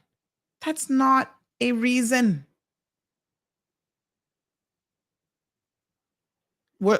Again, I go to the next most logical question. When she assaulted her own mother, was the mother treating her bad? What was the mummy doing to her? Nothing. Stop excusing bad behavior. That is what you're doing. When you're saying, oh, he was a POS and he mistreated her and blah, blah, blah, you're giving her an excuse, whether you realize it or not. In her head, inside her brain, that's exactly what she sees. Now let's read some of your comments. Someone's asking, Michael, did you try to help her and with her mental health situation? Since you know so much about the situation and you've been hanging around her long enough to witness it's more than just one time that this happened with her. Someone says also to make it clear that the father works for the port and the stepmother's a police. So I don't know. He's a retired police. I don't know. Someone else reminding us there was actually 2 different girls. I forgot about Brianna. Thank you. 2 different women from Northside in more recent years that have stabbed and killed their significant other. This is where it's going to end up, folks, if you don't stop violence. Someone else says, well, I always say that my belief is if you have to resort to physical violence, it's best to call it quits and go our separate ways. We all know every marriage has its ups and downs and every couple argue at times, but hitting each other is a big no-no. In 43 years of marriage, I have never seen my father and mother even touch each other physically. I just not used to these types of environments. And to this person, I would say consider yourself lucky. Because the real truth is, there are too many of us, as the previous caller said, who have grown up in homes here in Cayman, where we've either seen it directly in our homes or we heard it from the neighbors across the street, next door, whatever. And it is the norm. Domestic violence is something we have normalized in our communities. We see it and we hear it all the time.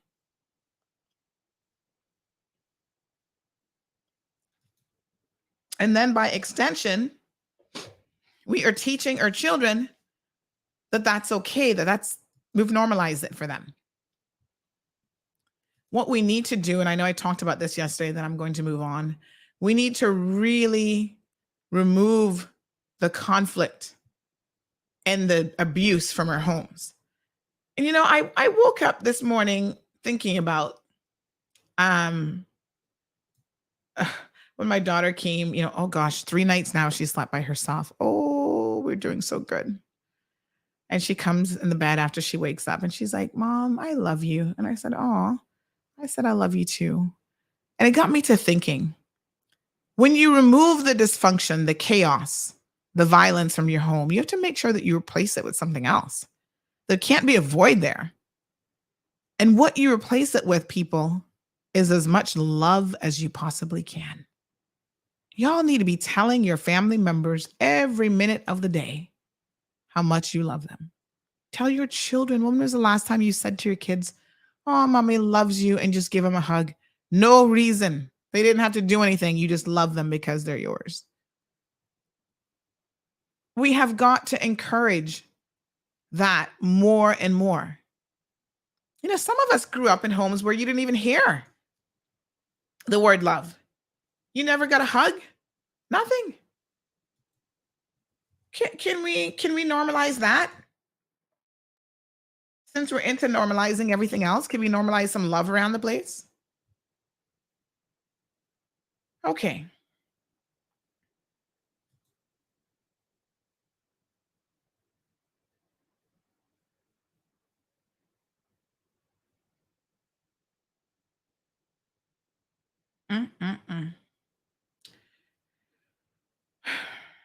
Here's another one in court. Willard Gedeletti Hurlston, sentenced for sexually assaulting a young lady. How much time did he get? 5 years. Not enough time for indecent assault. Sexual prevention order, sexual harm prevention orders been put in place for Mr. Hurlston.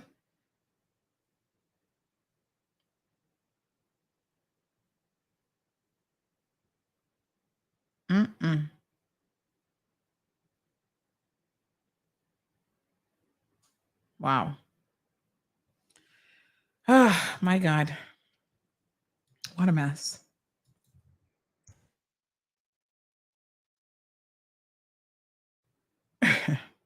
Ooh, that comment I cannot read on air. Yes, honey chill. Someone says, can we live in peace and not just RIP? Another person sent this, which is really quite interesting. It says, let me see if I can share this screen here with you. It says, sometimes giving someone a second chance is like giving them an extra bullet for their gun because they missed you the first time. And what I want to say is, in domestic violence situations, there are no second chances. Just get out. Just get out. All right. Let's move on. Mailbag Friday.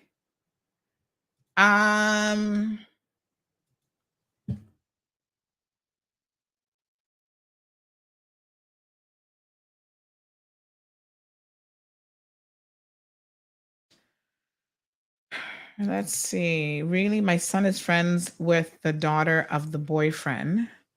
Well, not like friends. They attend university together. Oh, this is another story. Huh?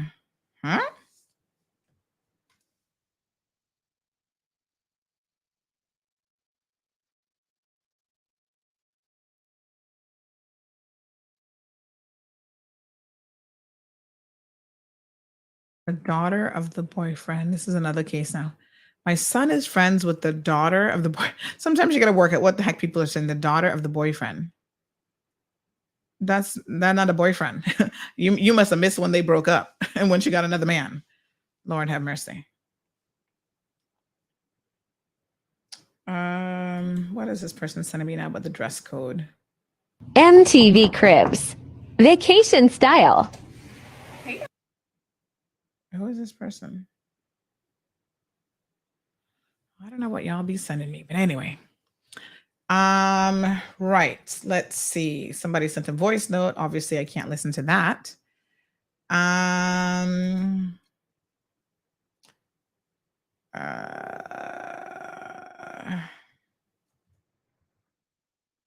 All right. So someone this morning is in need of, I don't know what's going on with them, but they say that they need assistance. They just started to work and they don't have any food for their kids. The fridge is empty and they're looking for some food vouchers. They're in the Red Bay area. I believe that's Alden, right? So let me send them Alden's number and encourage them to reach out to their MP. Now, sometimes these MPs actually have to do something for the people. So he's the MP for that area. Message him. Yeah. See if he'll respond to you. Okay, so let's go to our messages. Someone sent a so this one says, good morning, Sandra. Was following your program on the issue of Miss Cayman Universe, did some research on South Africa entry requirements. You have a valid and correct position, in my opinion, on the situation. Don't mention my Insta name. Just wanted to share this research. And so they sent some links that says important information regarding vetting and background checks. Our rules state that any shortlisted entrant or finalist may not have been involved in any unsavory or unethical incidents or conduct that may cause the Miss South Africa organization into disrepute. Unsavory or unethical conduct includes, but is not limited to, bribery, racism, sexism, slander, or libel. Okay. Accordingly,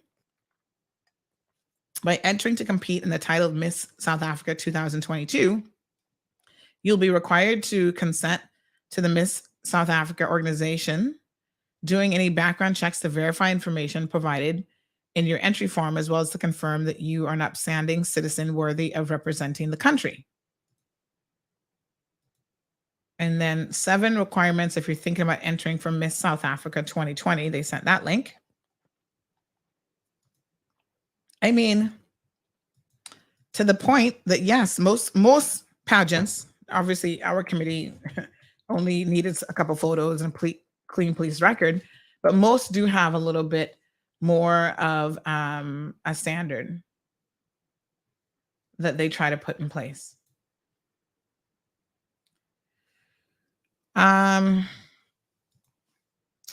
So someone says personal background must be completely clean from controversies, charged with the commission of a crime, including driving, not engaged in any activities to shame. They worded it better. Can you get a printout from courts about the driving incident and what each appearance detailed? So no, you can't do that. You actually have to show up to live court to be able to cover these matters. Media does have access. It is somewhat limited access to the files. So there's certain things that they remove off the files. We can see the police incident report, and we can essentially see the charges and what the facts are in relation to what transpired, but we can't go print out what happened in court. And in fact, in summary court, there is no recorded record that is kept. You have the judge's notes. So the judges in their judge's notebooks will make notes, and that's about it. So no, there's nothing that you can do in terms of going to get something printed off. So someone went on to say, no wonder they're seeking legal advice. I see in your buzz thing that woman's boyfriend was arrested, Cayman Brack. Right, I think his name is. I hope she don't think that she gonna get away with what she did. Will they test the baby for any cocaine in her system? That's what I have been told. She got into some when they were partying. Well, I mean, they should do a full toxicology report on the child in Cayman Brac. So yes, I would hope that that would include that. Like I said, the police have not provided any updates, and so we don't know as yet.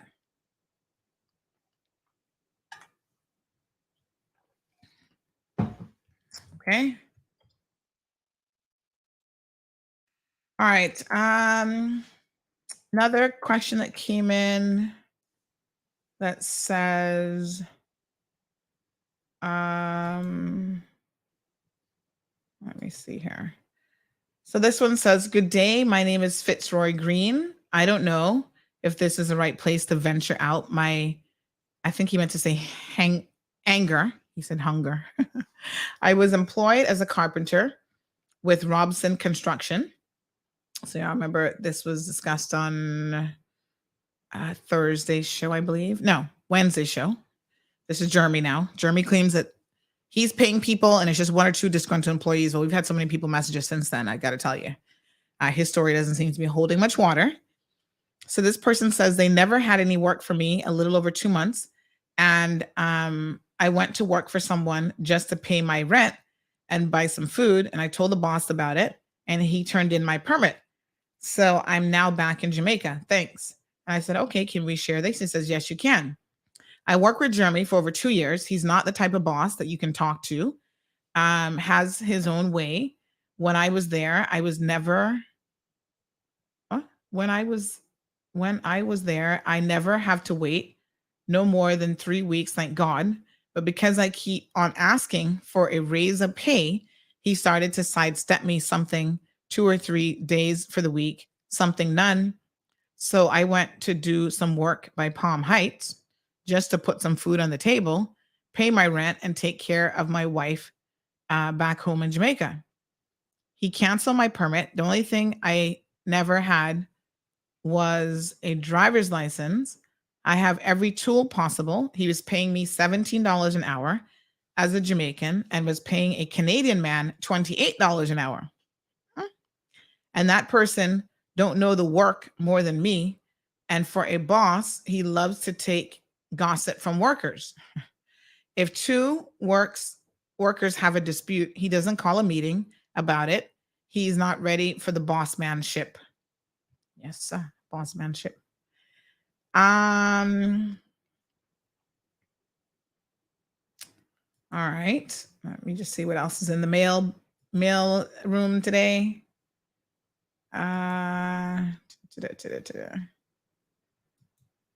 Okay. So another message about Jeremy. What did man say? He's paying his staff. And I mustn't believe 1 or 2 people. Well, am I to believe 10 plus people by now? I'm just wondering how does this really go? Okay, then. So give me 1 second here. All right. This is another message. This one, oh gosh, where did it just go?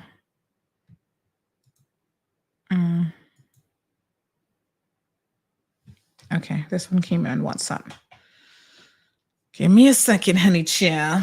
All right, so this one says,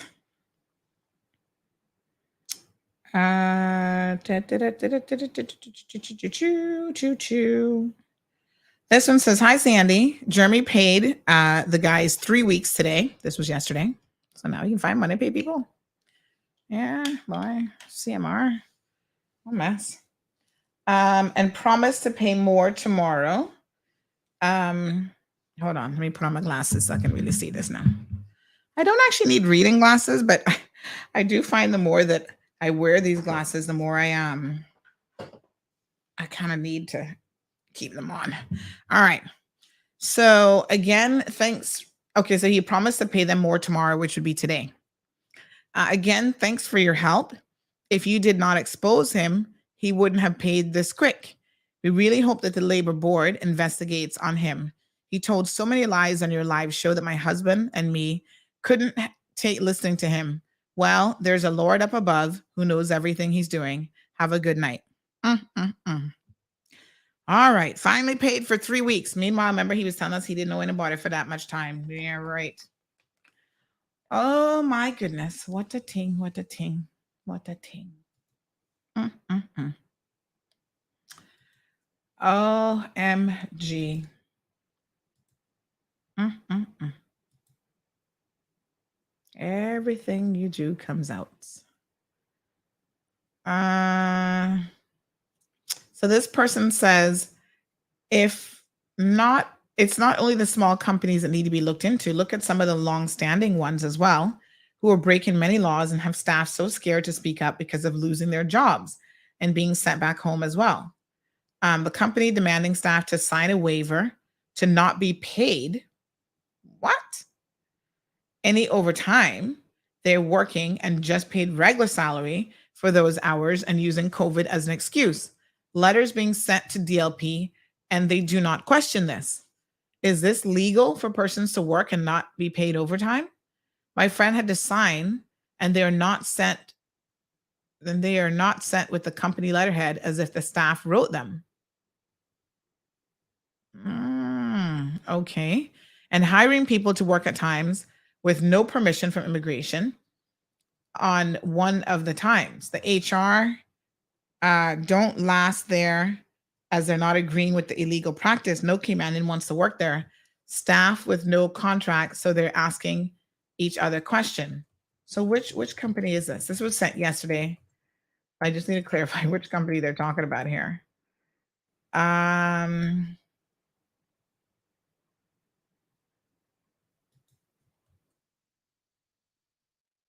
Okay. So lots of allegations of employee infractions.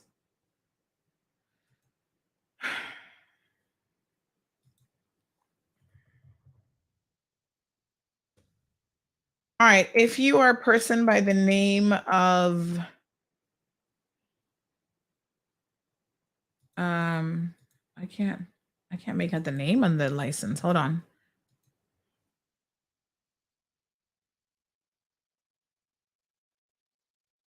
So someone's wallet, he's Nicaraguan. I can see that much, but it says something Flores. If you're Mr. Flores and you've lost your wallet, it has been found. I can't quite make out the first name. We'll try to see if we can get the proper name. Your wallet has been found. So that's good news for Mr. Flores this morning. I'm sure he'll be happy.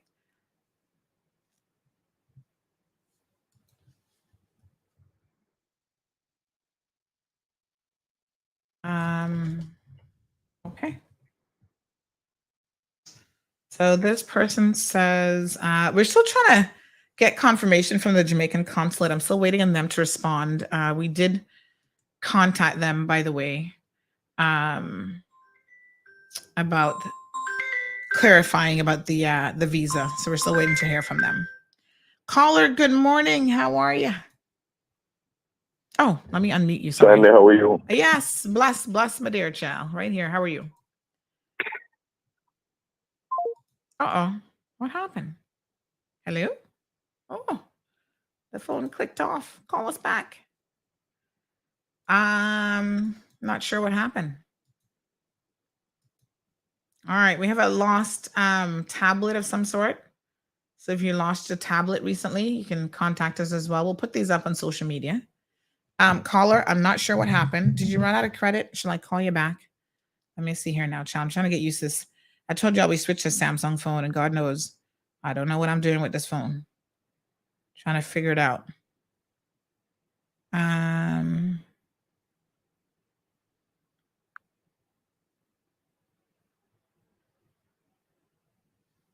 Okay.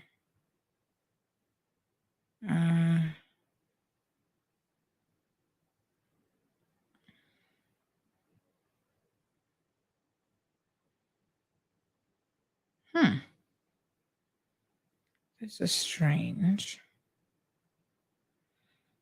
Oh, child. I can't figure out this phone right now. All right, caller. I'm trying to see how to get you back. But there you are. All right, let me try that and see.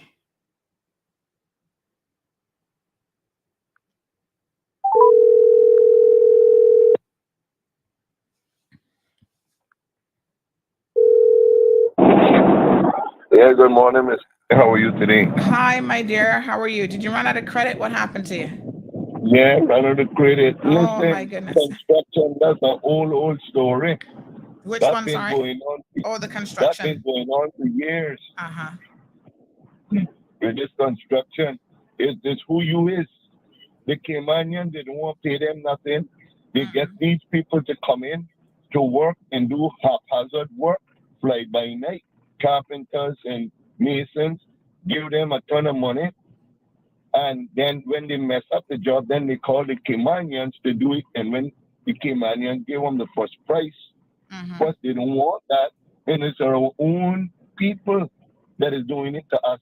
The own Caymanians doing it. They don't want to hire their own people. They get quality work. So that's an old story. You know, that's an old story. I work in Canada too, and they do haphazard work up in there too. So, and it's all about favoritism. Wow. You know, Very that's sad. all I got. It's all about favoritism, and Yes. and the government should do something about that. Should look Yes. into that before they issue. They got people walking about with a big tape on their side, holding them down, and they can only measure 12 and 13 inches. After that, they don't know nothing else. And then they go and get deposits. You know, the first thing is they go and get these deposits just to secure the job. You see, and once they get the deposit, then they go on and send that money home real quick. And then sometimes they don't come back to do the work for weeks and weeks and weeks. It's a mess with this construction thing. It's been going on for years. All right. Well, thank you very much. Hello? Yes, sir. Something needs to be done about it. That's for sure. Okay. I think he had a lot of background noise there. So a few more comments about the same issue. This person says, continue to expose them, Sandra. Here's some more messages now in relation to this. Let me just see.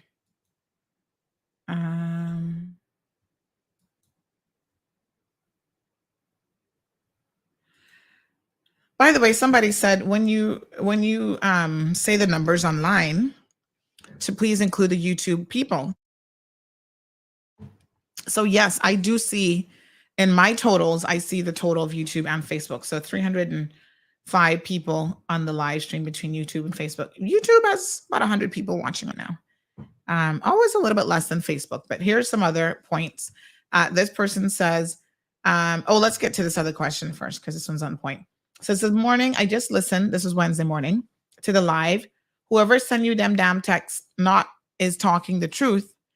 I work for him. This is again, Robson Construction right now. And that's exactly what's happening.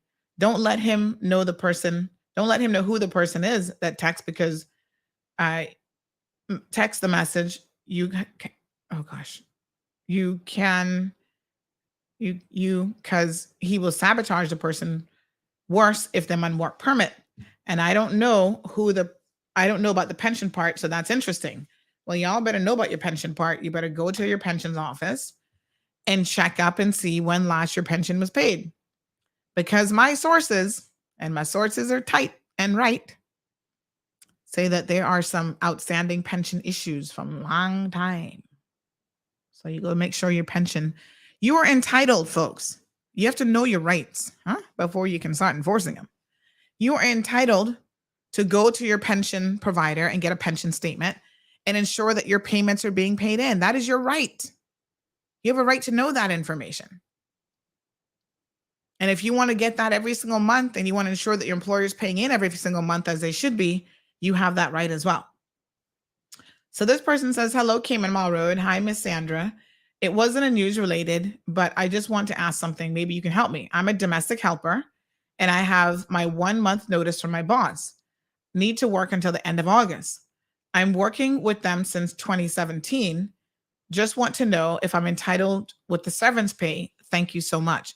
This is a good question. And to be honest, I don't know the answer to this off the top of my head, because I know domestic workers are exempted from certain things, but are they exempted from severance pay? I don't know.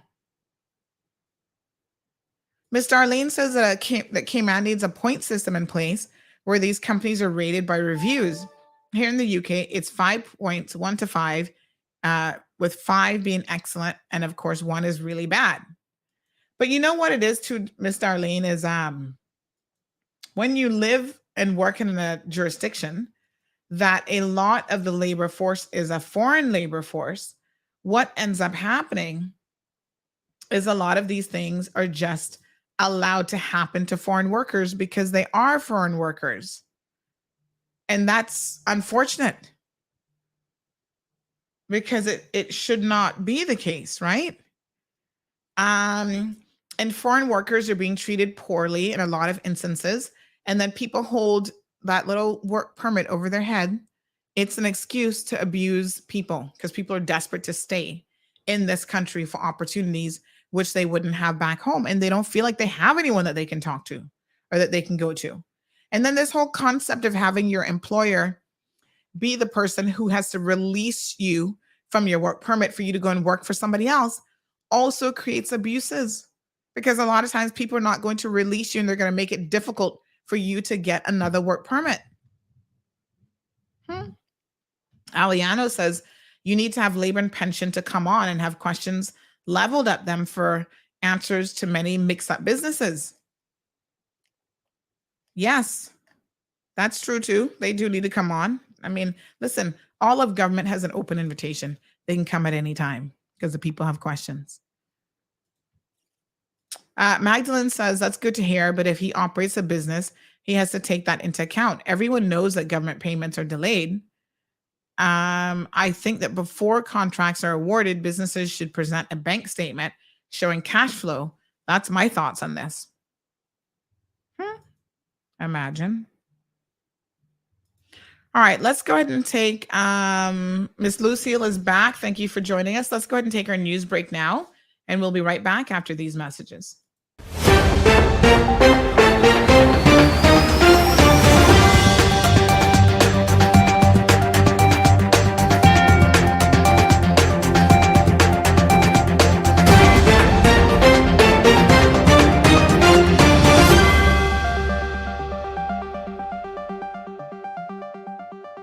Hello, I'm Kevin Watler, and this is your CMR Daily Buzz. People applying for a tourist visa to the United States at the embassy in Kingston, Jamaica may not get an interview anytime soon, as the next available tourist visa appointment is in the fall of 2024. According to the U.S. Embassy, the long wait time for appointments is due to the 2-year pandemic that disrupted consular operations worldwide. The COVID-19 pandemic created global backlogs. However, embassies are prioritizing work, student, and immigrant visas. People seeking to renew a tourist visa can do so without attending an in-person interview. However, their visa should have expired within the last 4 years. The embassy explained that when applicants register for an appointment, they are prompted to respond to several questions that will determine whether they qualify for the interview waiver process. Those who qualify will be informed to await the receipt of an email instructing them on when to submit their passports. For people doing renewals that only require an application and passport to be sent to Kingston, they can do so via the Jamaica Consulate on island. Due to a large backlog, the embassy is not accepting immediate submission of passports for renewal cases, but hopes to resume intake in the next few months. The U.S. Embassy in Kingston has been scheduling over 1,000 immigrant visa appointments per month since January 2022 to accommodate as many people as possible.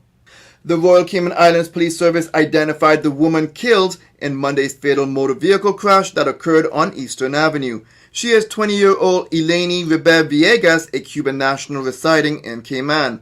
The other 3 people who were in the vehicle remain in hospital in stable condition. The matter remains under investigation, and the police continue to appeal for witnesses.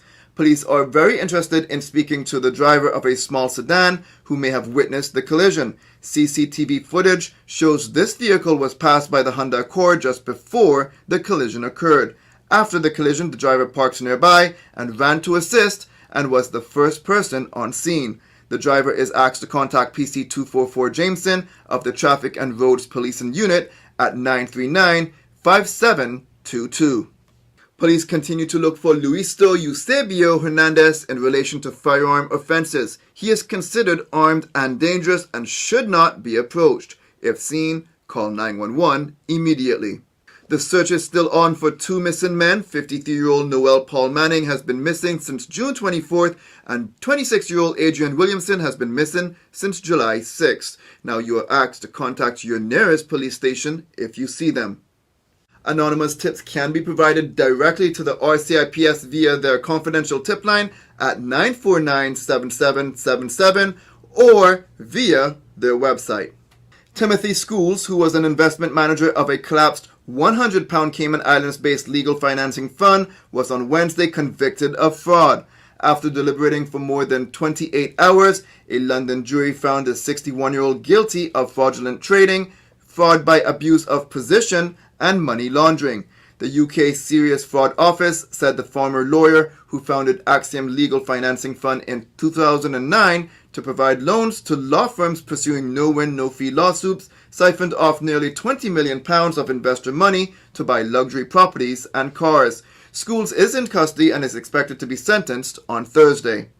The Cayman Islands Water Authority is advising motorists in Savannah of a traffic diversion. Eastbound traffic along Shamrock Road between Savannah Avenue and Lancelot Drive will be affected. To facilitate pipeline improvement works in the area, the Water Authority will divert traffic to Greenall Street each day from 7 a.m. to 5 p.m. until Friday, August 12th. With the help of several corporate and other community sponsors, Academy Sports Club was able to include a girls under-17 football team to compete at the recent Target USA Cup tournament in Minnesota. The local football club started its girls program only 7 years ago and has been growing its girls teams over the years. The girls performed well during the season and the club kept its promise. That promise was kept partly due to the tremendous support of several individuals and companies within the local community. Academy's technical director Virgil Seymour says the club appreciates the support they received to make the trip a success. More information on each of these stories can be found at CaymanMallRoad.com. Now for your CMR weather update, it's brought to you by WG Charters. Sunrise at 6:05. Sunshine and clouds will be mixed. Temperature rises to the high 80s, but it will feel much hotter than that. When the high temperature is at 87 degrees Fahrenheit and the relative humidity is at 72%, like the forecast calls for, the temperature will feel around 100 degrees Fahrenheit. The winds east-northeast at 10 to 20 miles per hour, and then the sun sets at 6:56. When it cools at nighttime, the temperature falls to the low 80s. Looking forward, similar weather conditions are expected. Over the weekend, the rain chance will increase. Overall, it's summertime, so those hot days and warm nights with scattered showers are very typical for this time of year. CMR weather updates are brought to you by WG Charters. They offer private boat trips for a great price, so we encourage you to support them. Now for some regional and international news. Jamaica has confirmed its fourth monkeypox case. The case was detected in St. James, and this is Jamaica's second locally transmitted monkeypox case, which means the person had no recent travel history and is not linked to any of the previous cases. As of Tuesday, the Pan American Health Organization is aware of 47 confirmed cases and one probable case in the Caribbean. According to the World Health Organization, there are more than 31,800 confirmed cases of monkeypox worldwide.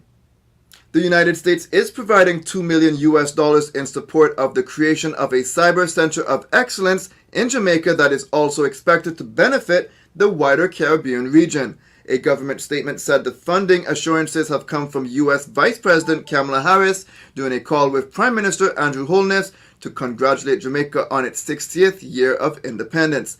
A statement issued by the White House said the call is part of the Biden-Harris administration's ongoing efforts to evaluate engagement with Caribbean leaders given the shared interest and common bonds. A deadly fire that consumed at least half of a large oil storage facility in western Cuba and threatened to bring more power failures to the island's already fragile electricity system was largely controlled Wednesday after nearly 5 days, authorities said. The blaze killed at least one person and injured 128 others, with 14 firefighters still reported missing and 20 people hospitalized. The fire also forced officials to evacuate more than 4,900 people and shut down a key thermoelectric plant after it ran out of water rising concerns about a new round of blackouts in addition to the ones the government announced last week for Havana. That's it for now on the Daily Buzz. Thank you for joining me. Please stay safe and God bless.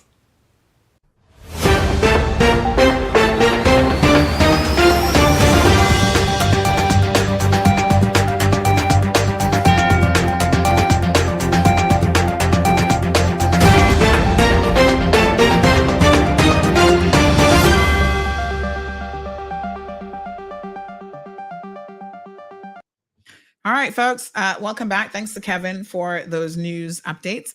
So let's talk about monkeypox a little bit. We're going to switch gears here. This one really made me shake my head, and it also made me recognize how inhumane people are. And I'm a little bit concerned for humanity. Like, legitimately, I was like, what? What did I just read? All right, so here this mix-up story now. Apparently, there are people in Brazil who are going around killing monkeys because they are afraid of getting monkeypox. Now, y'all know these people not got no sense. Killing monkeys? What did Sandy just say? Yes, they are killing monkeys because some donkey must have told them that monkeypox comes from monkeys. Now, I've told you guys before, and let me just repeat it again so we're very, very clear. The officials in the World Health Organization have actually said that they want to change the name from monkeypox to something else because monkeypox has a very poor connotation that comes along with it, racial connotation in particular, right? And it also doesn't really accurately reflect, kind of what this is. It's like the chicken pox. You don't get the chicken pox from chickens. Did it ever start from chickens? Like, I don't know where the origins of these names came from. But what I can assure you is that you definitely do not want to go around killing monkeys in the name of trying to protect yourself from monkeypox. Just don't do it. So Brazilian authorities have issued the alert. And, if they're doing it in Brazil, God knows they're probably doing it somewhere else as well. To warn people, the World Health Organization has said, please do not attack monkeys over monkeypox. Ay, ay, ay. This comes after just last week, some 10 animals of the marmoset and capuchin types were found displaying signs of intoxication or aggression, leading to fears that they'd been poisoned, according to Brazilian news site G1. Is that G1? Looks like it. The assaults have led to the World Health Organization, which declared monkeypox a global health emergency last month, issuing a reminder that despite the virus's name, monkeypox should not be blamed, or monkeys, should not be blamed for its transmission. So the poor primates in recent days have been physically attacked or even killed by poisoning and stoning attacks in Brazil, according to local media reports there. My goodness. Who are the real monkeys here? I think it's the humans. Ay, ay, ay. What a mess. I don't know what to tell y'all, except just please leave the monkeys alone. They're doing their best to just live their lives. They're not into the mix-up. And y'all going and attacking them and drugging them and stoning them to death. Try and stone some child molesters. How about that?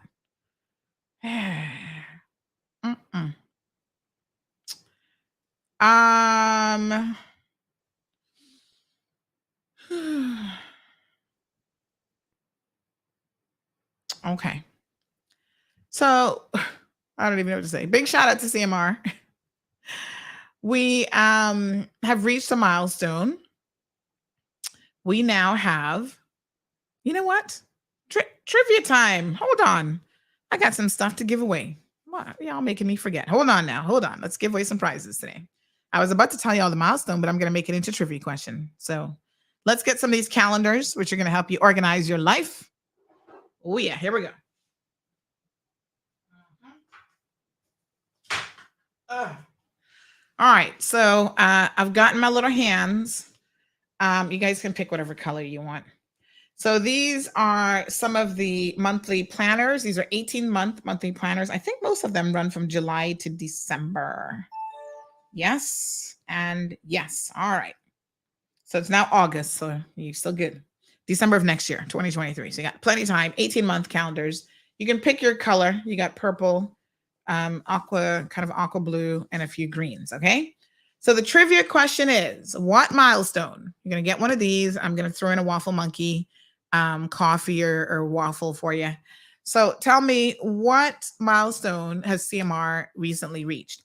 It is in relation. Shall I give y'all a hint or just leave it open and have you guess? All right, let's not give away. Let's not make it too easy. So I won't give it away yet. 936-2626. You can call in. Andrea says the Jamaican bosses who run construction sites are the worst. Lucille, which guy's number are you wanting? Which guy are you speaking about? Magdalene says the labor law revision says if anyone's worked continuously for more than 1 year, to receive, I think, 1 week salary for every completed year. So she thinks that, oh, y'all are too smart. Tina, out of the bag, you won. Yes. Tina's so smart. Tina, what color would you like?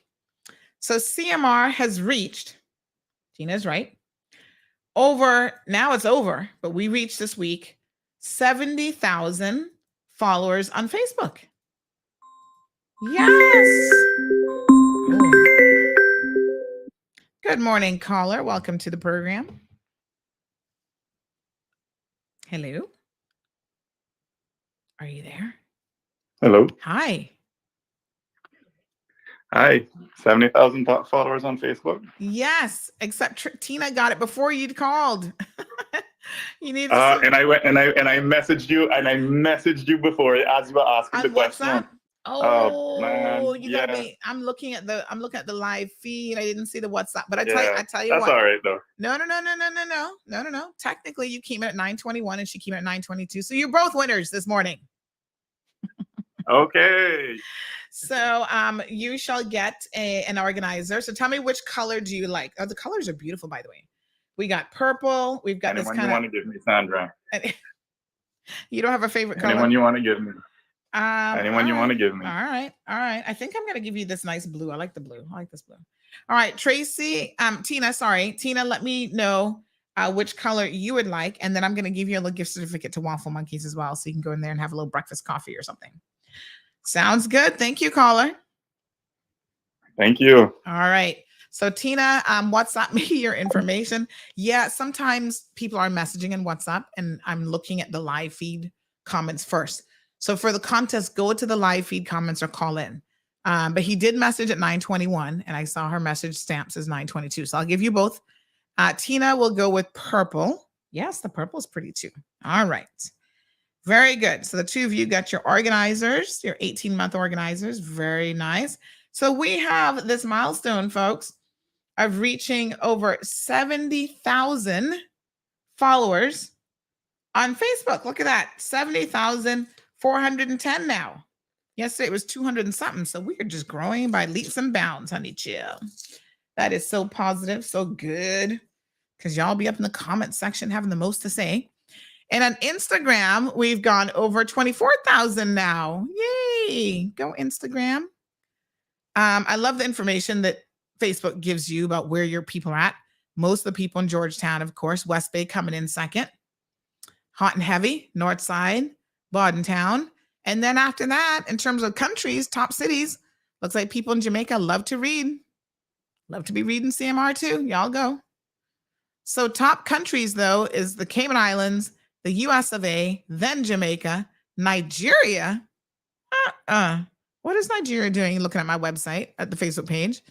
You know they're trying to find a way to scam y'all. So y'all be careful now. Don't be reading those messages talking about, oh, they just said that some healer gave me $1 million and I should message them. Don't do it. Don't do it because you saw it in CMR. Yeah, because sometimes they get in the comment sections. So top countries, Cayman, US, Jamaica, the United Kingdom, and then Canada. So that's kind of interesting. That one's for Instagram. And then Facebook Rounding out the top three, Cayman, the USA, Jamaica. I don't know what Nigeria doing here. Honduras, the UK, India, Philippines, Canada, and Ghana. Ooh, interesting. All right. Yes, we have surpassed 70,000 followers. So yay, party time. Oh, yeah, we did it. We did it. We did it. Hooray. All right. There you go. Tracy says, do the monkeys make the waffles? Oh my gosh. No, they're made by the friendly staff there at Waffle Monkeys. Okay, Ronaldo, thank you very much. We appreciate it. The one that called in about his children. Did we have a caller about his children? Or was that me reading the comment? Yeah, I don't think anybody called in about their children. That was me. That was me saying the person's looking for food vouchers. I'm not sure. Miss Lucille, message me off air because I'm thoroughly confused right now. Andrea says, congrats. Aunt, long road to get there. Congrats, Auntie, long road to get. Yes, 5 years, we're getting there. No complaints at all. So you guys heard this week that the former president of the United States, Donald Trump, actually had his home, Mar-a-Lago there in Florida, raided by the FBI. Did y'all hear this? Boy, y'all, oh God, Americans, y'all need to grow some common sense now. People started protesting the fact that he had his house raided. Y'all don't know what this man been up to. Don't be swearing for nobody. One person even went as far as going to the FBI building and trying to shoot at the building. Now, y'all know the FBI not gonna play around with you, and neither is the CIA. So he got shot and killed. I was like, oops. Yeah. And I don't even think he was shooting with a real gun. I can't remember what he was shooting with. But they're not gonna play around with you. You're not gonna come and shoot up an FBI building and probably leave alive. They shot and killed him. And they're like, next, y'all rolling up on the FBI building like you ain't got no sense. We're gonna have to show you a thing or two. So what we know, it is shrouded in a little bit of mystery in terms of what this is all about. But listen, have a listen to this, because this is kind of what we know so far about the situation. Person who reportedly tipped off FBI to Mar-a-Lago documents was likely very close to Trump, former chief of staff suggests. By Allison Durkee, Topline. A close associate of former President Donald Trump may have tipped the FBI off to the documents at Mar-a-Lago that sparked the agency's raid on Monday, Trump's former chief of staff suggested to CNN Thursday. So they're saying that someone close to him, probably a former associate, may have tipped off the authorities that Trump has classified documents at his Mar-a-Lago home. Just because you were the president of the United States doesn't mean that you get to, when you leave the White House, it doesn't mean that you get to leave with what you want. There's still rules to be followed. But the dude, the allegation is, left with some confidential documents that they believe has to do with some nuclear something or another. So, not a good situation. He was supposed to have turned them over to the National Archives. And apparently they have now, it says the raid took place because of White House documents that Trump brought back to Mar-a-Lago with him instead of turning them over to National Archives. So Trump's attorney and son has confirmed that 15 boxes of documents, including classified information, were previously transported back to the archives. So the man just takes stuff home and he thinks it's okay. Wow. Maybe it's his daughter tipping him off. That'd be funny. So his former chief of staff said that whoever would have tipped him off would have been someone really close to Trump, noting that I didn't even know that there was a safe at Mar-a-Lago, and I'm the chief of staff for 15 months because they raided the safe. They had actually went to his house before and conducted a search, and they probably didn't find what they knew was there. So they went back with a search warrant, and somebody was laughing at him saying that the guy that he appointed as is it Attorney General was the one that he appointed, was the one who actually signed off on the search warrant. This was kept very, very classified that they were even going to raid the house. Like literally, the people at Mar-a-Lago knew minutes before they stepped inside with the search warrant. They gave him no time to be trying to hide nothing and put anything in the shredder. So yes, this guy says that he didn't even know that there was a safe. I mean, that's kind of stupid though, because everybody knows if you got a multi-million-dollar property, you must have a safe to hide all your whatever it is you're trying to hide. Maybe he didn't know about that particular safe. I'm sure this property has more than one safe. So Mulvaney speculated that there would probably be about 6 or 8 people who had that kind of information about there being additional documents and where they would have been located, though he doesn't know who that could include. Your friends, chill. He think he got friends. So FBI agents took approximately 12 boxes from Mar-a-Lago during Monday's raid. And they are now being stored at the FBI's office in Miami.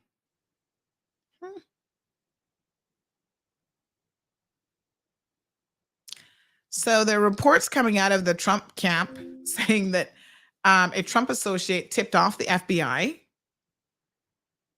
And now they're being paranoid. There's paranoia, it says, among Trump and his allies because about whether someone has flipped by informing the FBI about the documents. You know, there's some people who will not stand for wrongdoing no matter who you are. So I wouldn't be surprised if somebody did flip. They're like, you know, Trump is breaking all kind of laws all the time. And this man walks around with complete apparent immunity. Remember the court had to force him the other day to turn over his taxes? He wasn't going to do it. And they said, you're going to do it. Nobody is above the law in this country, not even a former president of the United States of America. So he's not supposed to bring back documents and classified documents to his private house. Under the Presidential Records Act, White House documents are required to be preserved and turned over to the National Archives and should not be kept in the ex-president's possession when they leave office. So the National Archives said in February that it had already arranged for the transport of 15 boxes of documents from Mar-a-Lago, with multiple outlets reporting that Trump only turned over when threatened with legal action. And reports emerged in April that the FBI was looking into the matter of the archives requests, at the archives request, sorry.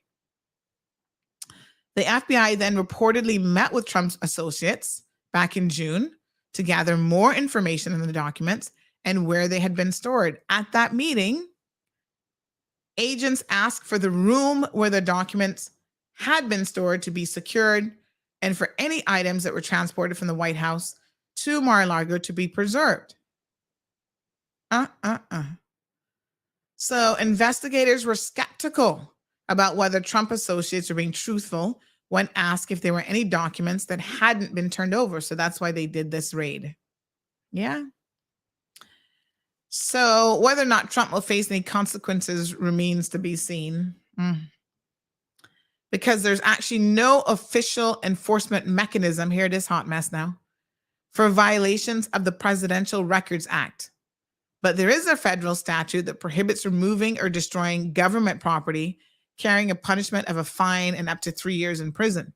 So legal experts noted that there are also other laws that prohibit taking classified documents to unauthorized locations or the unauthorized possession of national defense information that could be used against Trump. And the documents could also lead to investigations to go after Trump for alleged conspiracy and other tangible crimes. So we'll see, right? But his supporters, again, these are in relation to what they say is classified nuclear documents. His supporters will not believe anything about this man. And so we'll kind of see how that plays out, but we'll keep you guys updated. But this is quite shocking, really, that this man continues to have no respect for the laws of the United States of America. And people are ready to put him right back in office. It's unbelievable. I can't understand where America is right now. Debbie says, I like when you give back to your supporters. Well done. Oh, you're most welcome. Miss Lucille, like I said, message me so I can get exactly what you're talking about. All right, Damien says the FBI stated they had to inform his lawyers first. Yes, they did, but they didn't get a whole lot of notice, and they actually planned it when he was off property. So I think was he in California? He was somewhere else. He was not New York. He was somewhere else anyway. He was not at the Mar-a-Lago property when the search was undertaken. And again, for probably good reason. He'd be the one who'd be there trying to flush stuff down the toilet, down his fancy gold toilet. It says here, Clinton was also suspended in 2005 for moving top secret documents. Hillary had top secret emails and her personal laptop, which were deleted or bleached. Andrea says, I've been saying that Trump will sell out the U.S. nuclear codes and sell it out to Russia. Well, child, he's not even going to sell it. He just give it to him. Damon says Pelosi just recently for insider trading before COVID selling her stocks and hotels and other investments. And she's now worth $129 million. Okay. Still doesn't mean that what Trump is doing is right. If you're wrong, you're wrong. Doesn't matter who you are. There's a lot of hot mess going on. Ja Rover says, leave Trump alone and come to me so I can show you the communists in Cayman that need to be exposed and sent back to wherever. Okay. Do you listen to the program on a regular basis is the only question I'm going to ask. Jonathan saying he needs a hookup. Marshall says Trump got what the duck get. Yeah, that's a quote we got to start using. Courtesy of Tiffany. You get what the duck get. They need to deal with him properly. Tracy, good night. 2:30 in the morning. Yes, it's time for you to go to bed.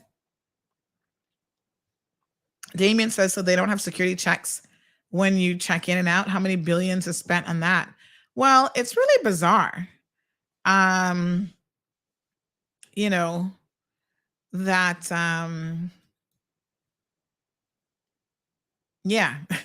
I mean, I guess they have packers and they get to pack and take whatever they want. So I'm not entirely sure. Don't know. It is a little bit weird that he'd be able to leave with said documents. All right, folks, I want y'all to pay attention now. If you are a qualified Caymanian and you're looking for employment, UCCI is hiring. So I need you to send in your applications for the following positions. And then we're going to tell you about some community notices coming up over the weekend as well. So they are looking for a finance manager. So if you have the respective qualifications, the deadline for your application is August the 25th. This person needs to have 5 years of experience in accounting, audited, and financial services or budgeting. Environment supervisory experience would be advantageous. A bachelor's in a related field or area and a professional designation such as an ACCA, CPA, or CMA, or an active pursuit of said designation. So good people, this is your opportunity now to get in on this position. So if you know someone, encourage them to apply for said position. Let me see if I can I enlarge this? This is actually a Word document, so it might be a little bit tricky. Hold on one second. Let me see. Oops. Got all my, okay, let's see now. Oh, it moved it over to the next screen. Why did it move it over there? All right, here we go. So yes, so this is the position. I think the only thing I can do is maybe enlarge the text because it's a Word document. All right, salary 70,000 plus. So if you meet the necessary criteria, send in your application. Go to hr@ucci.edu.ky. Send a copy, cover letter, CV, and 3 professional references. And only shortlisted candidates will be contacted. All right, so that's the first job. We got more. They're also looking for an HR manager.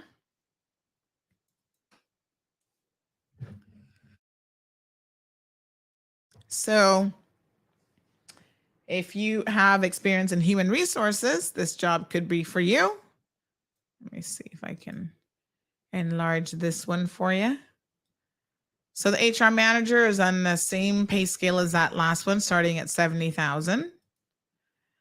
And this person must have a minimum of a bachelor's degree in HR management or related field. A master's degree is preferred. 7 years experience of progressive HR generalist responsibilities with experience and strengths and a breadth of human resource disciplines, including employee relations, recruitment, and HR change leadership support. 5 years experience as a strong HR business partner. Working knowledge of the local legislation specific to HR, including the public authorities law, labor law, immigration, health insurance and pensions law, and gender equality law. We have a gender equality law. That's so nice. So this job, again, you can send your resume to hr@ucci.edu.ky. Spread the word. UCCI is looking for a human resources manager. We're not done yet. There's more. Yeah. They are also looking for an event executive. Now, this job is temporary, but you know, sometimes you got to take the temporary jobs, honey child, because then they turn into permanent jobs. So you go in there and you impress people with your skill set. Next thing you know, kaboom, they're like, let's keep you employed. This one reports to the Director of Admissions and Registration. The events executive is responsible for managing and planning the execution of a portfolio of events for UCCI. So the commencement event, convocation, orientation, STEM conference, and so on. So if you're in the business of events management, this one could be ideal for you. Okay. So this sounds interesting. So if you have events experience, go and check it out. They want somebody with a bachelor's degree, minimum of 3 years planning, executing, and managing events in a variety of sizes and budgets, and a fast-paced environment, some project management experience, be well organized and detail-oriented, experience working with high-level directors, internal and external constituents, government officials, donors, board president, etc. Time management, confidentiality might be good too, but high level of confidence in making decisions, advanced knowledge of Microsoft Office, a valid driver's license, access to transportation, and a bit flexible in your schedule because, you know, an events coordinator, if you're doing like evening events and stuff, you might have to work in the evenings. All right. Let's see. Shirley says BO took millions of docs to digitize and put in the library. He wasn't rated, by the Trump admin, all now no docs in the library. No one can correctly or truthfully say that the U.S. is better off now than under Trump. It is not. The U.S. is now very obviously to most incomplete shambles under the Biden-Harris. Well, the shambles don't happen overnight, is all I'm going to say. I've never seen a country going complete shambles overnight. It normally takes a significant amount of time for that to happen, in fact. So I'm just saying. But I'm not an American. I'm just an outsider going, what a hot mess. Damon says, look at the mess that the world is in now. At least Trump wasn't a glorified puppet arms dealer. Okay. Alrighty then. And in other news, there's a number of events coming up this weekend. So some of the MPs are sponsoring their back to school event. So let me inform you of all of those. So just give me 1 second here. Take the kids out to your respective MP offices. So we have, and we can only tell you about the ones that we have. So if you're having one and you've not informed us, well, you know, then we don't know what we don't know. All right.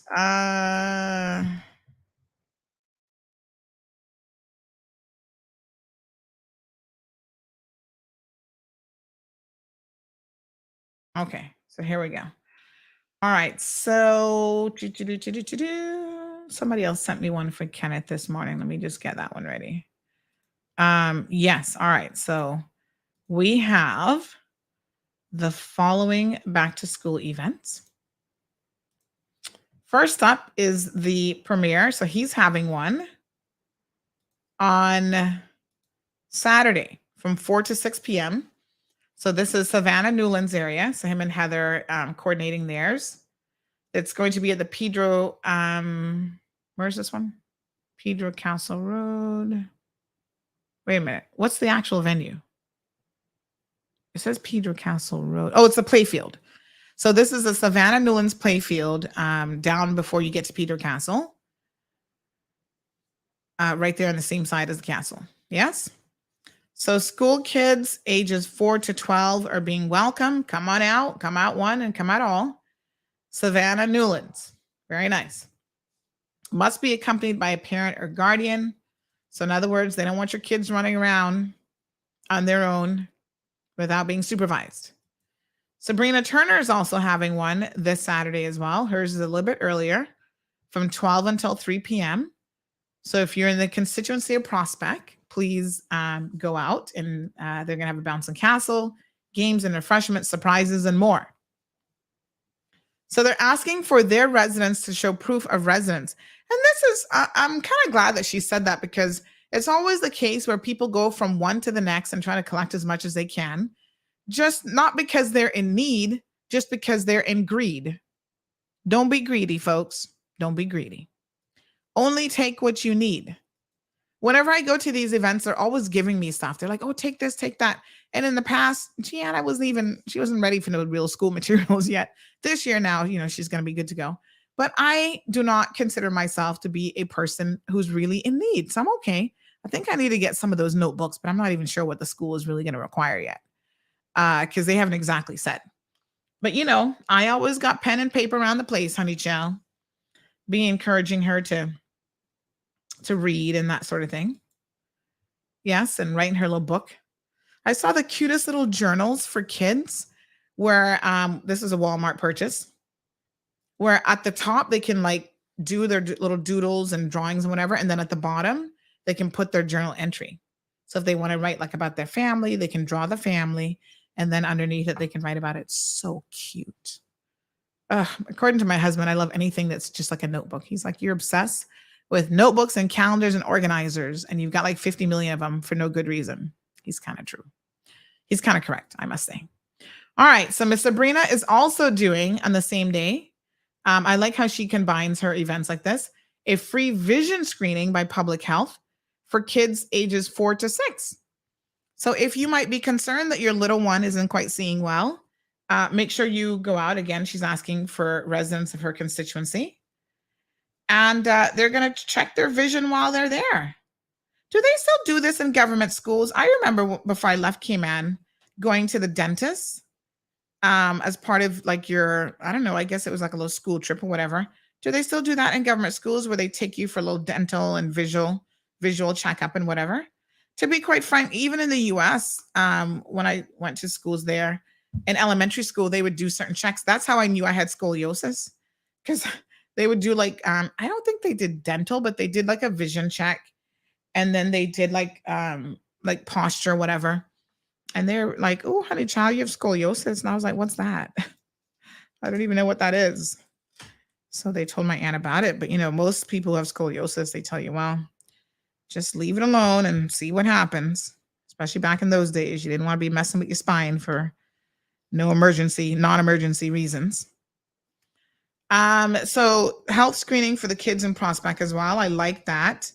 And it makes sense as the Minister of Health and Wellness that she would include these things, but she's always, she does health, and she does the blood pressure ones and the blood bank. You know what? The blood bank they can't really take blood from kids, but I was like, maybe they should go out there too, get some blood donations, because they're always looking for blood donations, but they don't do enough promoting it, I feel like. And y'all forget that the blood bank, helps the HSA and other facilities in emergency situations, and not even just emergency situations. Sometimes you've had surgery and you just need blood after surgery. Yes. So help the blood bank. Go donate. All right. So thanks, Miss Sabrina. Come on out. So that's her. 12 to 3 for the back to school bit. And then 2 to 4. So there's a little bit of lapping over of these events is the vision screening. And Kenneth Bryan is also having an event. His is the following Saturday. Oh, good. I was going to say everybody's this week. So good. Spreading out a little bit. The following Saturday from 9 a.m. until 1 a.m. At 1 a.m. From 9 a.m. until 1 p.m. They're going to have a back to school distribution at his office. And they're asking you in this case now to register by emailing them the email address that you see there, or contacting them by phone or Instagram to, I guess they're going to make sure that they have enough supplies on hand, because sometimes they do run out. All right, folks. So this is fantastic. Kids getting back ready for school. So I know we're all looking forward to that for sure, honey child. I'm so excited. My little one is starting real school. Oh my gosh, I cannot believe it. Ugh, now the real work begins. What a ting. All right, so if you have any community announcements, folks, you do know that CMR has a community calendar on our website. So please, please, please, please, please send it to us. We're happy to share it. There's another event. Let me just find the one for this. Oh, please, Mr. Harley, the candlelight vigil for Mr. Harley is actually happening today, this evening. So I'd like for all of you, please go out and support the family. Mr. Harley was such a sweet man. Miss Rose Hurlston and his children are going to really, really miss him. And unfortunately, he recently passed away of a coronary event. But this evening, they're having the candlelight vigil for him at the Lion Center. So the venue was actually changed because of the weather. There was a little bit of concern about the previous grounds being soaked. So go out and support the family during this very, very difficult time. So it's going to be at the Lion Center this evening at 7 p.m. Dress code, blue casual. I'm guessing blue was just his favorite color. All right, sir. Condolences to the Hurlston family. So many losses recently. We also have DCFS. They're having an international games night. It's an intergenerational game show. And they're going to be asking questions about Cayman and Cayman history. Now, they're putting teams together. They have enough teams already, so don't worry about that part. They've got lots of young people participating. Lots of teams. But what they need is for you to come out and support our young people. So this is part of the United Nations International Youth Day. And, you know, we always talk about empowering our young people and all this kind of stuff. Well, how you empower them is you support them when they need you. Go out and cheer them on. So they're going to have it set up like a game show setup with a buzzer and the whole 9 yards. And yes, go and cheer them on. So that's going to be this evening at the Georgetown Old Library at 4 p.m.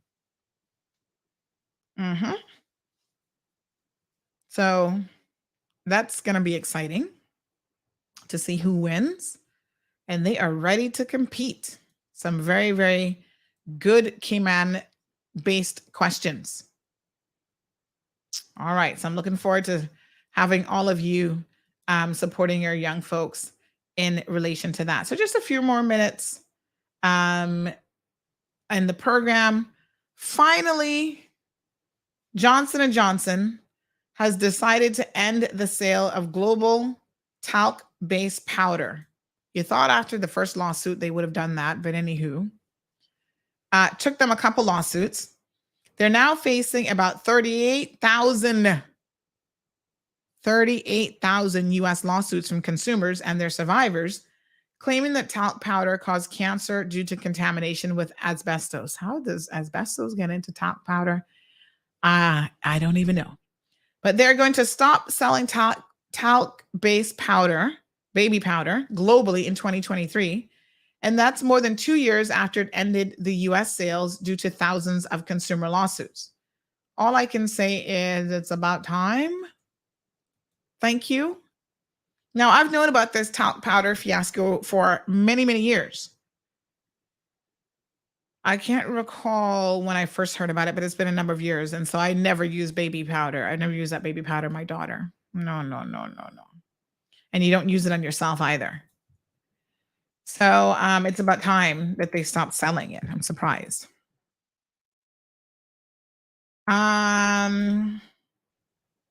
So someone says, what time of day is Heather and the Premier's back to school?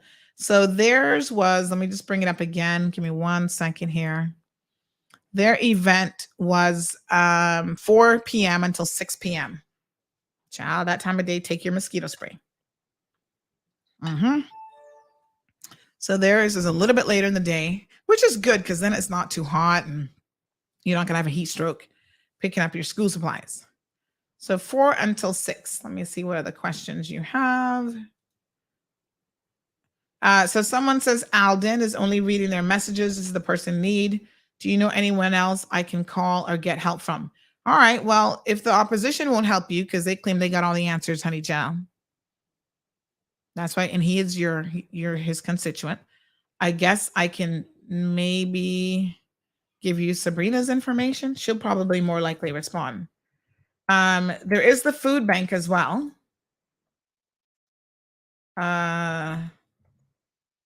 Someone in Red Bay needs help. And Alden now responding to messages. The food bank can help you too. Let me tell you about that. I think on Fridays, I'm trying to remember, does Sabrina give out stuff from her food bank on Fridays? All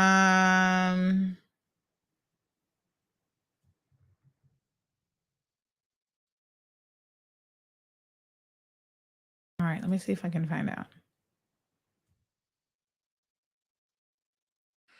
All right, I'll see what I can do.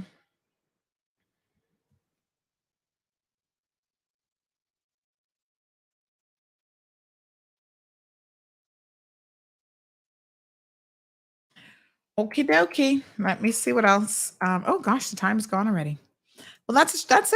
It's a wrap. That's the show. Everybody have a fabulous weekend. We'll see you on Monday. The voice is almost getting back to 100%.